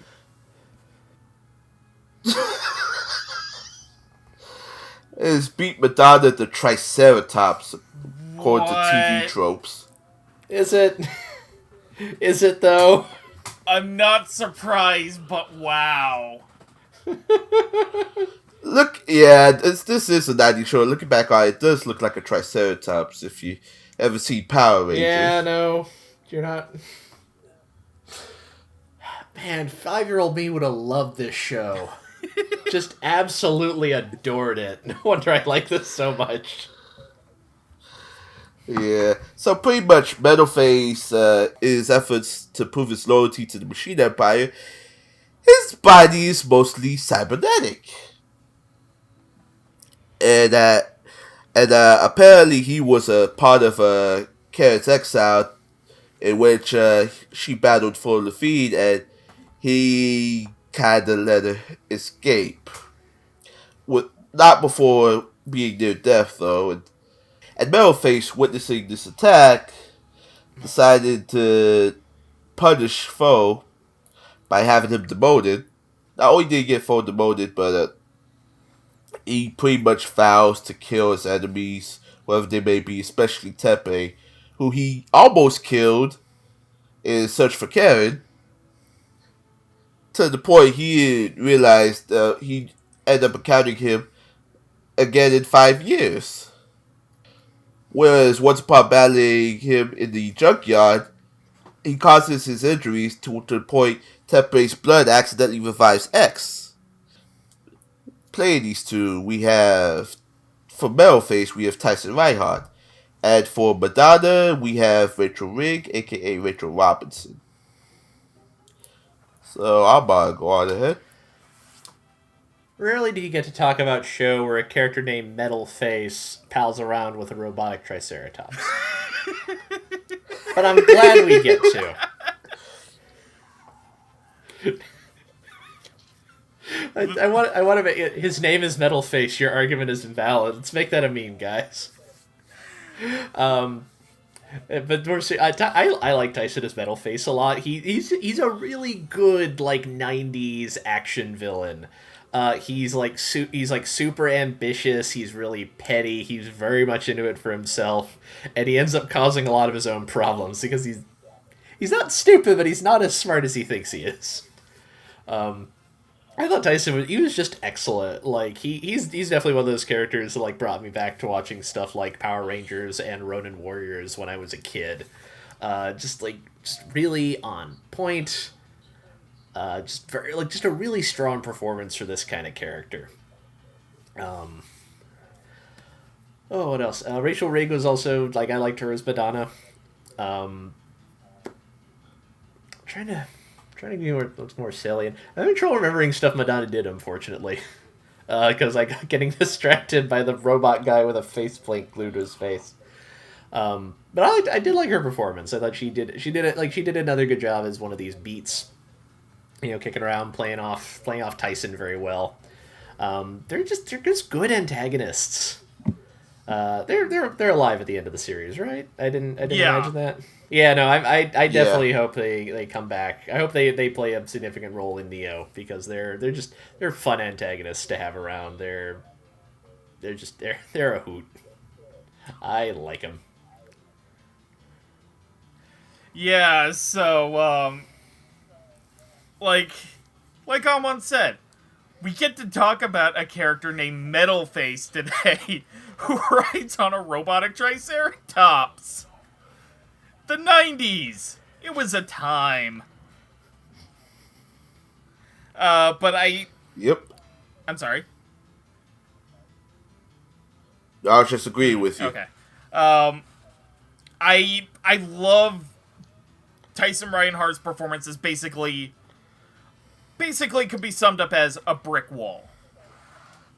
He is the force trying hardest to stop Teppei from reaching the center of the Machine Empire and rescuing his brother. He, brute force is basically his plan A, his plan B, and if all else fails, his plan C. He doesn't think of anything but brute force, and beating any opponent he has senseless. This, through the course of the show, has usually ended up poorly. Which is an understatement, but I love how just 90s nasty Tyson Reinhardt plays him. He's just the absolute worst. Nobody wants to really deal with him. It's great. And Rachel Rigg as his beat, she doesn't get to do too much, even though she's kind of a prominent character alongside of Metalface, but she does work really well off of him, and yeah, these two were pretty good and pretty solid, so thumbs up. Alright, so starting with Rachel Rigg as Madonna, you're right, she doesn't get to do too much. She's pretty much there to provide support for Metalface, to the point that when Metalface meets up with Karen again at Teppei's treehouse, I guess we'll call it, he's near death at one point, and she rescues him, and Metalface just asks why, because if you die, then I'm nothing without you, or something along those lines. Which, again, as I stated, once a donor dies, the beat is pretty much useless.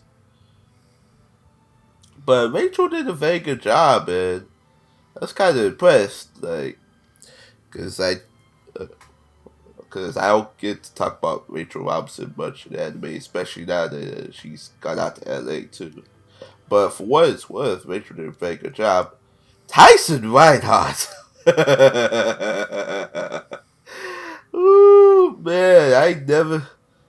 Because I've heard Tyson's voice before, but watching him as Metalface, it must be a treat for him, because I see now why actors like to play the bad guy sometimes, because you get to do things like this, and it's just very rewarding. Tyson did a very good job, and I will admit, because a couple of my favorites, bloopers on the blooper reel kind of came from him, to the point he's probably the most censored person on that blooper reel.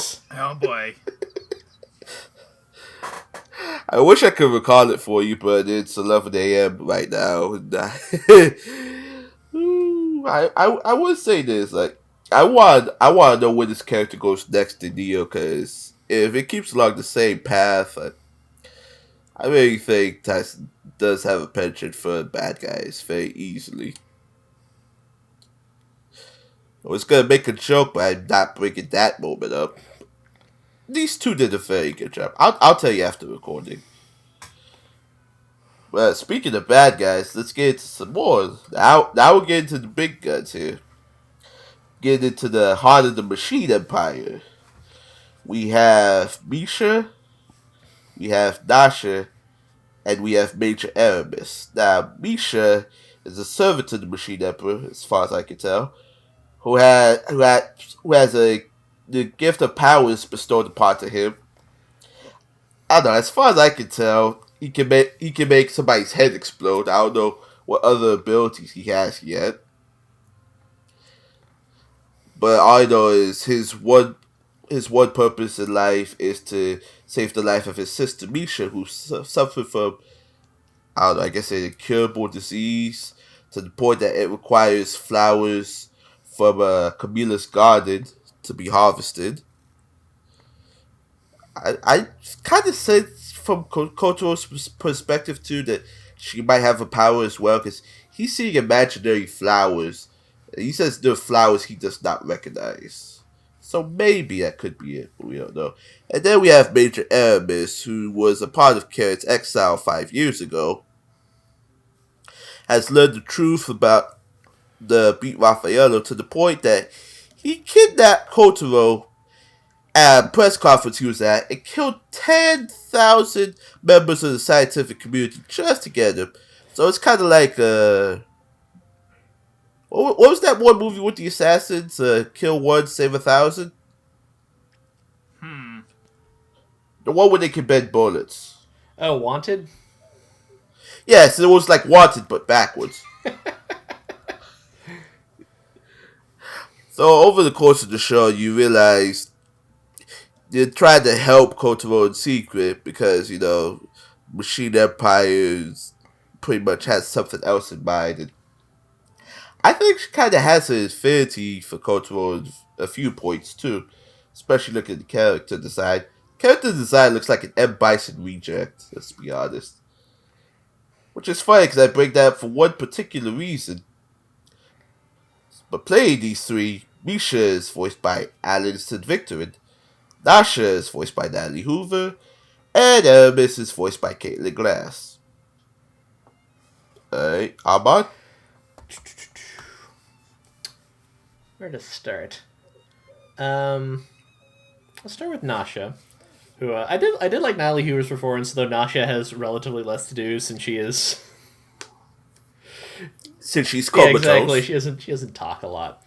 But I did like her performance when she did get to talk. I thought she did a good young child voice. This is another character who I hope has a slightly larger role in the future because I like Natalie Hoover. I like to hear more of her in these dubs. Considering Misha's purpose, I don't think it would be too far off, but I'd have to get Neo to figure that out. Yeah, me too. Speaking of Misha, I loved Allison as Misha. I've heard Allison play plenty of young boys and various things, Wolf Children, Rabi Hachi, what have you. I don't think I've heard her play this one this evil and conniving, and it was kind of great. She just sells really well that Misha has all this power, he is in charge, but he's a child. It's very it's very much the feeling of that that Twilight Zone episode where there's the kid who can basically is God, but he's a 6-year-old. So if you piss him off, he'll send you to the cornfield, and he's not really old enough to understand what he's doing, but he can do it, and that makes it terrifying.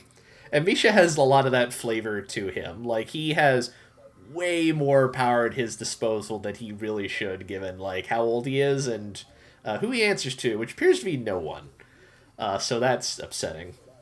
And I think Allison's just really fun here. I think she does a wonderful job of selling that, and just making him feel very menacing, even though he looks like he can't. He's probably not even 10 years old. But she also sells him on he has slightly lighter moments where he's concerned about Nasha, which I think she also does very well. Even if the fun part is her hassling Katara with endless piles of toys and so on. I also really enjoy Caitlin as Aramis, just because she's very regal and British sounding, and very very much the person in charge who's trying to both rein in this overpowered child and generally keep things going on track, even though nothing wants to go on track. It was very good authority, just good authority figure vibe. You're not wrong. She does look a lot. She does dress like M. Bison, doesn't she? I hadn't thought of that. Her wardrobe looked familiar, and I couldn't figure out why. And nope, it's that M. Bison red hat and outfit.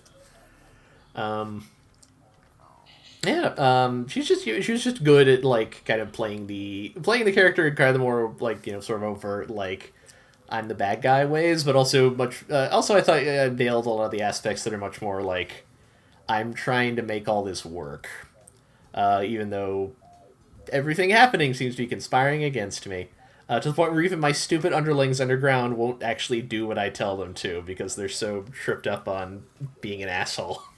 They can't even do their job. No, I enjoyed it a lot. The good performances all around. Okay. Roots?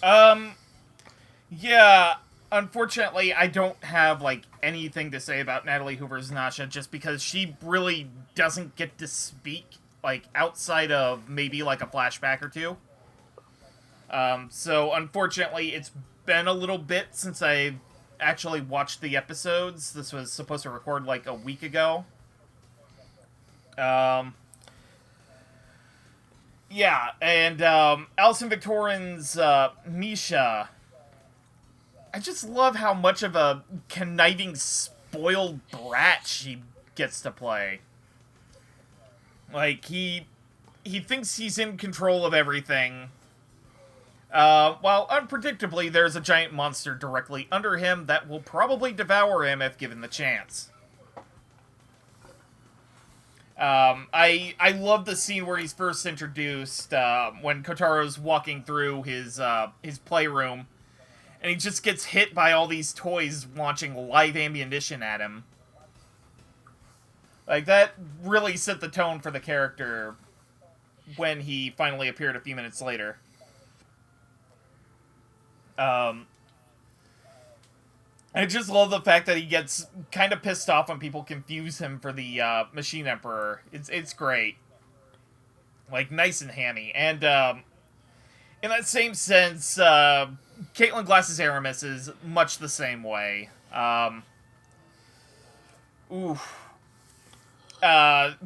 British accent is like that right level of 90s hokiness that,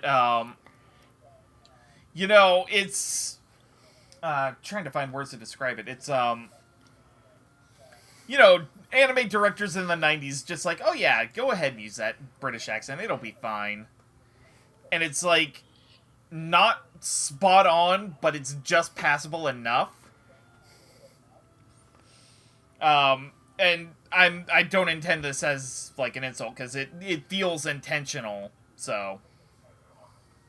I loved it because it worked with the character.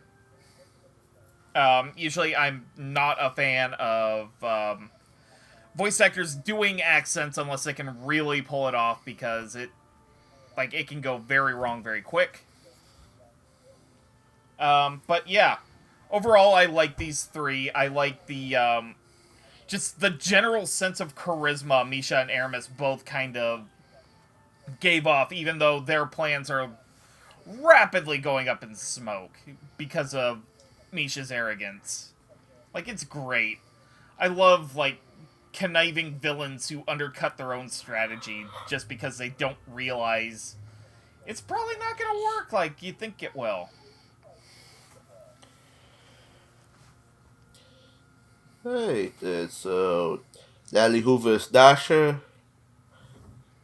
Yeah, she ain't get much to do because, of course, she's comatose, but Natalie's got a Natalie, and Natalie sounded very good as Dasha. Misha and Alison Victorin. Remember how I brought up Detective Conan earlier, and I said that with Marissa's casting, she was specifically scouting 90s actors and stuff? Mm-hmm. You see where I'm going with this here, right? Ah! Yes. Yeah, so I had the hunch, as soon as I heard that, I said to myself, yeah, this definitely does kind of remind me of Conan Edogawa for what little I've seen of Case Closed, but Allison does a very good job pulling that off.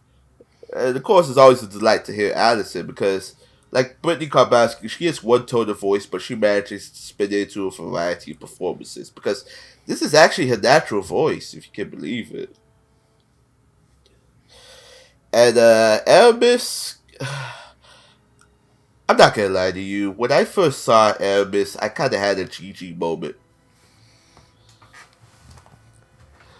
I was like, Erebus could stepmom me, man, like... Because for one thing, the way the character's portrayed in that British accent, it reminded me so much of Cammy from Street Fighter. To which, not only was Cammy my, because people did that video game crush thing on Twitter. Cammy was my video game crush. But also on top of that, I found out, speaking to Caitlin Glass at SuperCon earlier this year, that was the reason she was cast as Erebus. Because Jimmy liked her so much in Street Fighter, and I can see why too. Jimmy's a bad coach. because Cammy has that's something extra that Caitlyn gives her in Street Fighter, to which it's kind of reciprocated here. And I like Caitlyn Glass doing the British accent because, to me, out of all the people I've heard do British accents, I think Caitlyn's is was most authentic. Because not only can she like do like Victorian style, like a Caesar Black Butler we won't name because apparently not a lot of people liked it, but also in the Street Fighter because it's not as regal. It is formal, yes, but it's not as regal, but it's very with the times. And Caitlyn manages to portray that very well. And that's pretty much all I have to say. I mean, I know we said it's hard to pick a standout from all these characters, but I will say Caitlyn Glass was like at the top of the list for me. As we move on, with every bad guy, there's gotta be good guys, and some in between. So, our next section, we have the Black Knights, and we have Teppei's older brother, Koto Takamiya. Now, the Black Knight, you kind of learn. Let's get out this right off the bat. It's actually Karen in disguise. After Teppei saved her when he was young, she took up residence in his treehouse to help figure out a way to not only stop Raffaello, but to help with the advances in not only in Teppei's training, but on the side develop some machinery as well to help combat the Machine Empire in its rage towards destruction eventually. She develops a suit of armor at her own beat, which will be covered in Neo if we're gonna do an episode on that. It's anybody's guess, probably not. But yeah, you see her show up in I want to say it was episode 16 or 17. I just rewatched it again. It was during the arc with the brothers. Yeah. Yeah, it's at that point. It's at that point you learn it's Karen in disguise. Of course, the show kind of it's a bit subtle about it, but you still notice it. And Koto Takumi is world famous scientist turned professor who developed the theory developed a similar process of free-thinking automatons that run on oil, only to find out the Machine Empire secretly coveted his technology in order to make beats. Was mainly kidnapped for his intellect and help in finding a way to help defeat Raffaello. Once there, he inadvertently angered the Machine Emperor's underling, I guess, and was sent to the other hell where he met up with Dr. Nitson, who gave him the formulas and schematics that he obtained in secret in order to defeat Raffaello. Ever since then, he's been working on a way to combat it, only to find out the solution to all of that, which we'll get to later on.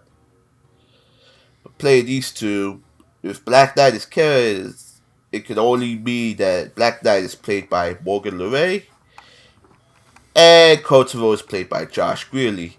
And before anybody asks, yes, the Morgan gang you know is long gone. Long live Morgan Le Ray. I see my attempted dark humor is gonna note. I see my attempted dark humor is gonna notice. Please do not act. Ahmad? Alright. Where to start? Like I liked Morgan as the Black Knight. All the things I was saying about her as Karen still stand. She just gave a good performance, and I thought she very much. This is very much kind of like on Power Rangers when a new Ranger would show up and it'd be a big mystery. Who is this person? And there's a lot of mystique around them, and I thought Morgan captured that during the Black Knight but prior to us knowing who it actually is.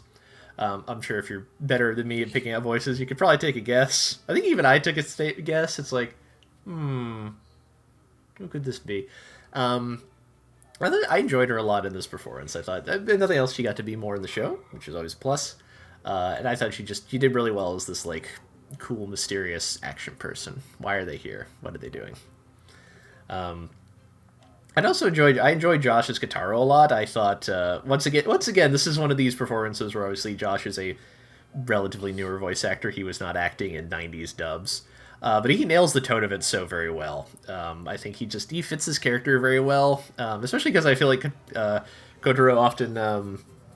We learn a lot of exposition either through Kotaro or from people explaining things to him, and I think he handles a lot of that really well.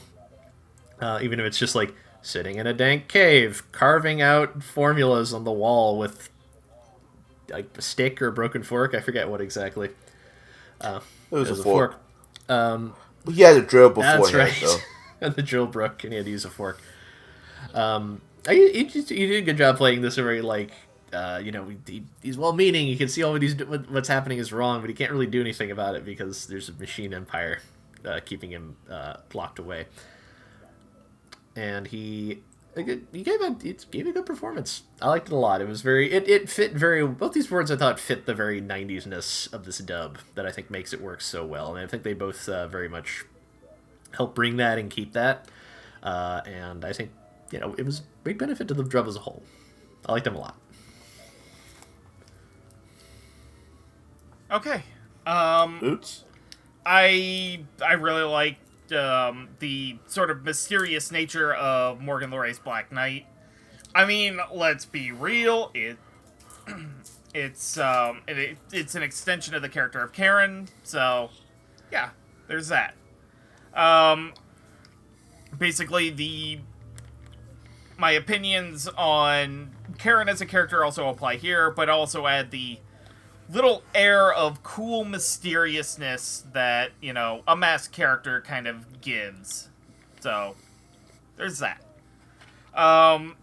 Josh Graley's Kotaro, like Amon said, Josh Graley probably wasn't acting around the time Beat X was starting to make the rounds. I would imagine he had started around the time the first dub was commissioned, but,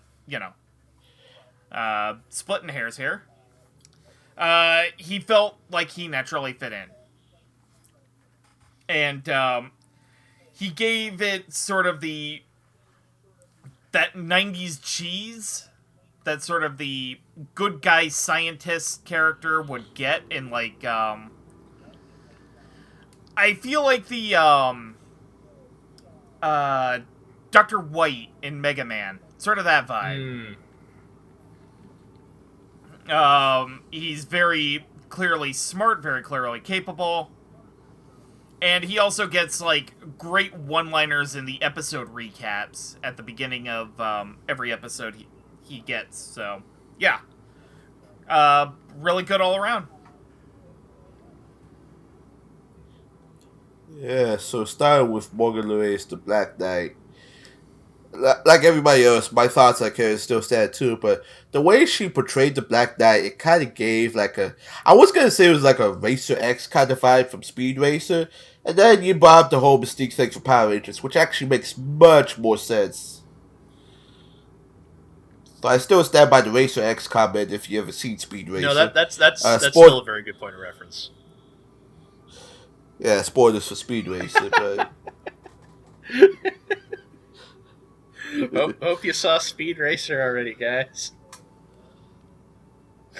Yeah, so I'm curious to know what more is going to happen, especially since I saw the trailer for Beat X Neo, and I know that the Black X is existing, that the Black X exists now, and I'm wondering where the Black Knight is going to go from there, and how it's all going to end. And speaking of how it's all going to end, Josh's Kotaro, as I've said before in the Astra episode, Josh really could do no wrong. However, this was kind of a different Josh because I don't really hear, obviously you don't hear him in these kinds of shows often. I mean, and to answer your question, Roots, it was around 2004 when the ADV was still existing. Okay. So hearing him hearing his 90s take on this dub, play this, I guess this kind of MacGyverish character, what he said to the Underhell. Josh did a pretty good job, and I'm curious to know what's going to happen from here. Once we get into Neo, because right now we found the solution, but is it gonna help us in the end?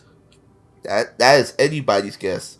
But who is gonna help us in the end? However, our two main characters. Hey, segue. Yes, here we go now. We have Teppei Takamiya and his beat, the Kirin. Teppei Takamiya is pretty much Kotaro's little brother. Fights for justice, pretty much your typical 90s good guy. Possesses a few abilities of his own. Of course, Break On, which he has a little fireball. He possesses the Messiah Fist, which we learned towards the end is made out to beat Raffaello from a sample Karen obtained when she went to rescue his sister. And she took that sample and just made a pretty much a white glove for him, essentially. He could do all these cool things. Pretty much, right now, his only reason for fighting is to save his brother, of course. Good guy all around. Good guy. Has a treehouse that's highly technological. It's weird because at the beginning of his story, he's living with a dairy farmer on his farm, while his brother goes off to become a super smart scientist out in Beijing, out in Germany, I think. Yeah, typical 90s anime. The storyline kind of doesn't make sense. No. Hey, you just You're roll there with for it. the ride. You just roll with the punches. And X is a beat that was previously that had a Karen as the previous owner. He's previously written by Karen. One of the strongest beats to ever exist at the time. Up until about 5 years ago, where he was in the middle of a fight between Foe and Metalface. After Karen sustained injuries, X ceased to exist for the time being up until he was revived by a Teppei's blood thanks to his blood transfusion from Karen years ago. It's revived, but does not see Teppei as his new donor. Believes to have been deceived. He goes off on his own until the two learn to work together. Basically, after a while, the bond strengthens and they gain new powers such as the Prism of Aura, which is the 5-colored radiance, and a piece of the sun, which, looking outside my window, is cloudy as fuck right now. Yep. But my God, do they shine ever so brightly. Again, the storyline. Actually, no, the piece of the sun thing kind of sort of makes sense to me. It's one of those things you'd have to study history to really understand. So I wish it kind of exists more than evolution, Could probably cut that later on, but anyway, but playing these two, Teppei is played by Eric Vale, and X is played by ADR director Jeremy Inman. So, for this final section, go on, Ahmad. What a lineup! These two. Yeah. I think this show is very well cast in general. These are good performances beyond the board. But Eric and Jeremy, they are the leads. They're the performances that this whole dub hangs around, and they are great. Eric is wonderful. He is. If I'm correct. These two, casting-wise, were the only major holdovers from the original attempted dubbing. That's correct? Eric, yes. Just Jeremy, Teppei. no. Okay. Well, in that case, I completely understand why they kept Eric along, because he is great here. This is just an excellent performance. He's fantastic. And not just in the sense of he sounds like very 90s protagonist, which he does. He excels at that anyways. But he's just so good at playing this very tough, kind of optimistic, but a little worldly guy who, he gets into this big fight and he wants to do the right thing, and he's gonna argue with this robot horse that he's came into possession of. A lot of arguing with the robot horse. He's just, I don't even know how to put it. It sounds so good. It's like, this is what Teppei should sound like. This is how he should behave. I can't think of a better performance than the one Eric gives here for this character. It's just really fun. Especially he's really fun with Jeremy. Jeremy plays X as so sort of cynical and seen it all. And who does this kid think he is? Who are you? I remember who I used to be my partner with. You think you're as good as her? Nuh-uh, bucko. Get in line. And he's so cynical, and they argue so wonderfully early on. It's starting kind of going from that to begrudgingly being pals because they have to actually being pals because they they have repartee now. It gets actually sad when Teppei thinks that X might be dead. And he's like, X can't be dead. He's my pal. We got to do this. It's a really good set of performances, both individually and together. I'm really happy that this is these are the performances the show gets to be anchored on, because I think they're really strong. I know if you listen to the commentary, Jeremy Inman makes a very brief crack about his terrible acting skills, and I'm not sure how serious he's being, but if he actually thinks that poorly was acting, please do not. You're wonderful. You've been wonderful in everything I've seen you in, and this is no exception. I really these are just two great performances. I absolutely love them from pretty much episode 1. I think they're great. Nice. So I guess I'll start with Teppei as well. I just love the shonen protagonist pep that Eric Vale gives the character. It's just so good. It's so pure. He just wants to beat all these people up so that he can save his brother. It's great. One of the things I wanted to do before this episode was hunt down a disc of the original Illumitum dub, just so that I could have a basic comparison for Eric's performance then and now. But unfortunately, I wasn't able to procure one in time, so yeah.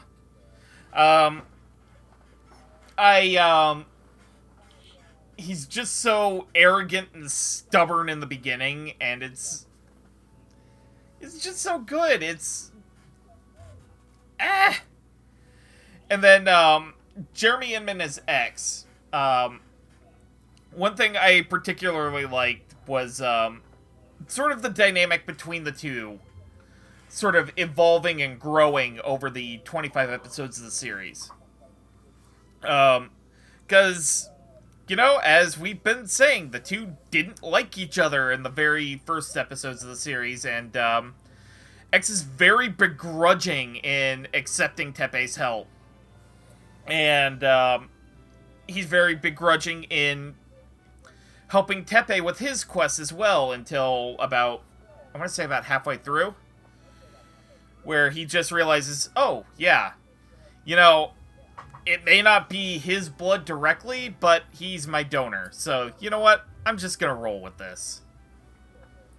And, over the course of the series, as he gets damaged, pretty much dies, and then gets reborn, it's shown that he grows to be devoted to Teppei and helping him out, because it's also, he comes to realize it is the will of Karen that Teppei came to him, so he's willing to accept it. He's willing to be friends. It's great. They're buddies. The word buddy is used an uncomfortable amount of times in that dub, and it's great. So 90s. Alright then, so starting with Ek, it's kind of funny we mentioned how he was a holdover from the original BDX dub, because this was, oddly enough, one of Jeremy Inman's first directing gigs, and I mean, next to Desert Punk, I mean, when he stated in commentary when he was picked to direct this, he immediately thought Eric because of Desert Punk, and I can see why. Although content can be sometimes a bitch, but at least I can tolerate Teppei way more than him, though. Especially if you see how Desert Punk ends. But I thought Eric did a pretty good job playing this teenager. I mean, you don't get to hear him play teenagers as much. Older teenagers, maybe. Younger teenagers, your mileage may vary, but it was very good, very unique, and Eric really showed his chops. Jeremy Inman's ex, however, or as the bloopers like to call him, Jeremy Bob Diggly Doink. Oh my god, those bloopers were fun. I forgot to mention, one of my favorite bloopers comes from Disc 1, and Eric's talking about the Messiah Fist. He says, yeah, the Messiah Fist can be used for fisting just about anything. And you can hear Jeremy Inman laughing in the background. I'm not surprised. I've only seen it for the fifth. Yeah, so I guess this is why he said that he states that he's much better directed than a voice actor. But I do find Jeremy has his moments as an actor very well. Because watching X and seeing how he scrolled from hate this guy for deceiving him to respecting him as kind of his equal, it was kind of pretty cool. It's like he stated in commentary, he was having a moment. I mean, pretty much we all were when we were watching X's growth from, it's pretty much being destroyed, then he was rebuilt, and I don't know, seeing Jeremy grow along with this character. I mean, yeah, Jeremy Inman, he has the voice of a drunk, but he uses that voice very well. And I got nothing but praise for these two, because, and like I said earlier, we talked a lot about 90s casting. Of course, the biggest 90s franchise these two came from is Dragon Ball Z. So it really kind of showed this stuff here. It kind of reflects upon that, and since we have time to reflect, that means it's time to move into final thoughts. So, what are your thoughts on this show, guys? How do I put this? The show is amazing, and I'm so happy it's readily available in English. This is a great show. It is an absolute delight. If you like kind of like 90s style, like big fighty shonen stuff at all, you should do yourself a favor and check this out immediately. The dub is on top of that just excellent across the board. I think it's a lot of fun. You can tell that everyone making it had a lot of fun in putting it together. I think it matches the material really, really well.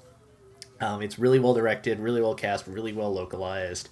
I can't sing its praises high enough. This is some of the most fun I had watching anime this year. Period.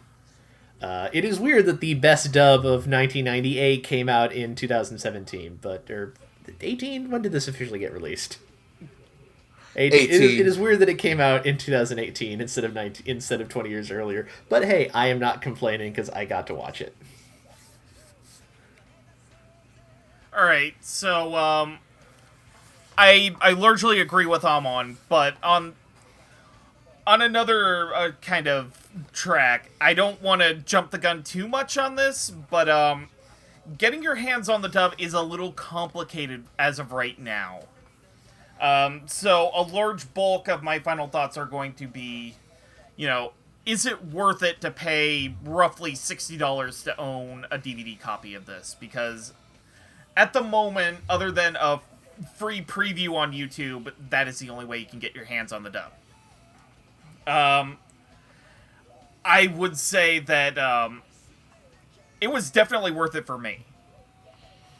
Without a doubt, I am a huge fan of like the 90s cheeseball dubs. If that's not your thing, probably not worth that kind of money, but like if you're in any way nostalgic toward the toward Fox Kids or Jetix or the sort of the off-brand Toonami blocks of the late 90s, early 2000s, this is definitely worth it.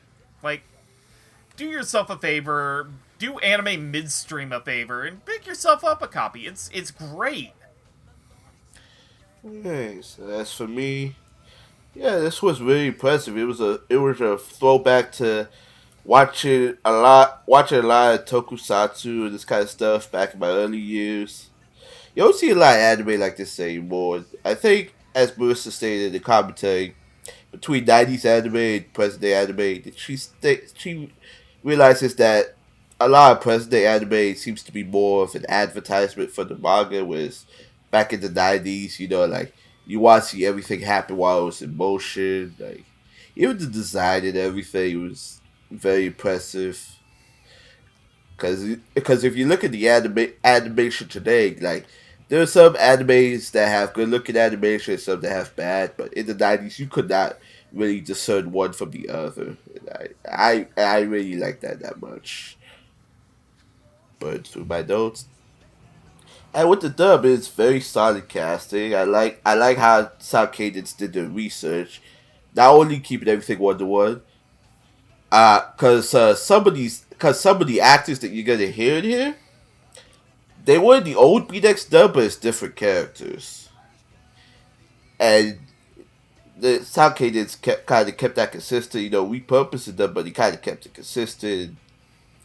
Played off of everybody very well. And this was a dub that was kind of like 2 years in the making.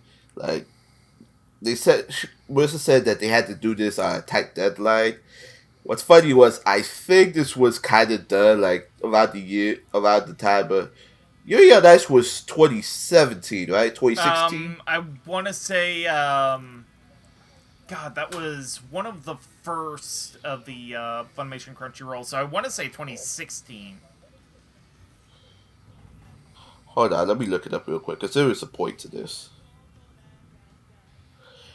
Yep, it was fall 2016. And I say that because back when this show was first announced, it was actually around the time the Nabaka was being the simul-dubbed, or broadcast dubbed as they said back then. And I bring that up because one of the actors credited in the Waller is Sam Biggs, and he voiced Tsukumo the Ninja in Nabaka, so I could tell immediately that, like, this project was a labor of love for everybody. Because, even if they did have to do it on a tight deadline, you couldn't really tell. You would think that they did this over time, over those 2 years. But, when you put in so much hard work that, like, there's so much effort that goes into this. Not only licensing the show, but getting the chance to redub it too. It kind of gives me a new perspective on things, on the dubbing process. And hell, I got even more new perspectives on this in another episode we'll talk about. But for right now, everybody put their heart and soul into this. Everybody gave it the love it deserved. And I'm glad a show like this has existed, because I have a confession to make. When this show first got announced, I wanted to do an episode on this. But my concern was, what people could I get to do this? Because, as you know, a lot of what we do here is, a lot of the episodes we cover mostly because of stuff we're able to stream. So when Marissa presented this opportunity to us, I jumped on it the first chance I got. And I'm glad I did. And I'd like to thank you, gentlemen, for obliging me. And I'd like to thank you, Marissa, for giving us this opportunity. There's a reason I like a lot of Sound Cadence and stuff, because a lot of Sound Cadence and stuff is really good work, really quality work. And if you want to check out the quality work, you can buy the DVD right now and write stuff. You can buy the DVD kind of right now and write stuff, or you can buy the DVD right now and write stuff. I mean, there is always the option of buying the DVD and write stuff. It's true. Yes, and I say that because that's the only option you should be getting. The only option you should be getting. If you watch it anywhere else, you're pretty much Captain Hook, and I want nothing to do with There it. is a little 3-episode preview of the dub on TMS's YouTube, though. I was about to get to that, but thank you, Roots. Yes, as you stated, it's on TMS's YouTube channel. If you're hesitant to buy it at first, I would check out those episodes before you do that. Because, sometimes certain 90s stuff is not for everybody. So, this is pretty much a try before you buy segment. As for the channel itself, we can be found on YouTube. We can be found on. We have a Patreon now. If you'd like to give to our cause, to which one other thing to note is we are going to have our RSS feed up very, very soon. So yes. But in the meantime, you can find us on YouTube at dubtalkpodcast, Instagram, Twitch, and Tumblr. But Tumblr's living in the 90s, so yes, we also have a Patreon, and as a matter of fact, we like to thank our Patreons. In our $5 tier, we have Crimson Kinder, Michelle Travis, and Nico Robin, both Yowie heads. In our $10 tier, we have Connie Leistercow, Jacob Wilson, J2, aka Jared, Marco Bermudez, Weeby, and of course, Marissa Lenti. Thank you, Marissa. Thank you. Thank you, Marissa, you're a goddess. As for any of us and what we get up to, before I let you guys plug yourselves, Ahmad, I asked you this in the real life episode. I'm going to ask you again. Because of the songs used in the show, do you still want to do your dusty old song you've never heard of? I'd love to. Okay, in that case, you can go ahead and plug yourself first. Before I plug myself, since I forgot to mention in final thoughts, I just wanted to praise the packaging of this set. It is wonderfully like early DVD technology, and it's the best. Yeah. But with that out of the way, dusty old songs. This show is from the 90s, but musically it is very 80s. I was surprised when I heard it was like 96. It's like, this is really 80s sounding music for 96. But that is not a complaint. The OP slaps real fucking hard. Yeah. It will pump you right up. I'm glad we're talking about the OP somewhere in this episode, but yeah. It is. Hell yes. If it were not for the fact that the whole point of this segment is to tell people about things they might not have heard of, I would just recommend the OP. It's like, nope, you could just listen to this on repeat, and you will conquer the world. It is. In fact, the OP got me so pumped up. I don't just have one song; I have two songs for us. Because as mentioned, the OP is incredibly 80s pump up. And it is reminding me of there's a podcast I enjoy, now defunct, called Beyond Yacht Rock, where every episode the hosts make up an arbitrarily defined genre and then present it. And one of them came up with a style called heavy metal, which is like pump up 80s jams that are going to let you help you win the Olympics and beat the Russians. You're the best around from the Karate Kid, stuff like that. And they had a very good one on there that I like by Cheap Trick from the Top Gun soundtrack called Mighty Wings. And if you like that kind of 80s music, you'll love this song. But this show isn't just about pump-up jams. It's also about really being unashamedly goofy. And few things... If you want a goofy song about robots in the 80s, I have one for you. Some of you may be vaguely familiar with Michael Sambello, who did the song Maniac from Flashdance. Oh, no. I heard Flashdance. He had a follow-up single to that, which is called Automatic Man. And I just, when you're done with this video, you're probably on YouTube, go up to the search bar, search for Automatic Man by Michael Sambello, and just watch the music video. You will thank me later. If you'd like to come to my Twitter and then yell at me for exposing you to these things, you can find me at AmonDuelUS, Duel is spelled with 2 U's, and you can hear me talk about movies and music and comic books and things like that. Excuse me. You can find me on the twitter.com at rootsofjustice. I mainly just retweet cute animal, mainly pug pics, and talk general fandom stuff. You should come by, say hi. I'm currently working on reviews that I am going to probably pitch to the fandom post, and probably maybe post somewhere else as a backup plan. Yeah. Stuff in the works. Thumbs up.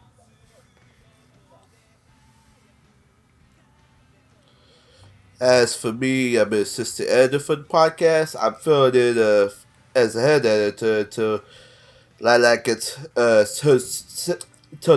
settled in a situation. Right now, I'm currently gone through a marathon run. Right now, I'm finishing up Astra Lost in Space by the time this episode comes out. I can also be found on YouTube at Jamstar1, on Twitter at Jamstar529. I plan on venturing into kind of a solo podcast at some point. I'll explain the details someday. I have a blog that's collecting dust. I already stated earlier where you can find the channel, but since I'm on the Dusty Old Socks, I might as well do a couple myself because I really like the soundtrack to this show. Mm-hmm. Yep. But the thing about it is the songs are kind of hard to obtain, so I would suggest like finding like a third-hand store that sells import CDs or something like that. I recommend the OP Haruka Selling for My Dream by Fence and Defense, and Boku no Ikikata by Blue Boy, which, if this is edited right, you should be hearing at the end right about now. Because I've never heard songs like those two. You can tell that it's very 90s. Especially the ED, because that sounded something like out of a Sonic the Hedgehog video game nowadays. That's true. So, that having been said, any last words before we end the episode? Get on the robot, Teppei. Dear Viz Media, please put out the Beat X manga in English so that me and Marissa Lenti and George Horvath can read it again. Yeah, I am not touching Tokyo Pop's manga. Forget it's just so out of print at this point, it'd be impossible to find. Yeah, somebody picked that up. To give you an idea of how poorly it sold, the last volume came out 2 years after the one before it. And that might have been exclusively been because one guy I follow on Twitter just pestered them so long, they finally just did it so he'd stop bothering them. I would not be surprised. Wow. Anyway, with that having been said, y'all enjoy the rest of your day. And otaku on, my friends. Otaku on the daba. Keep on fighting and have your battle gear on!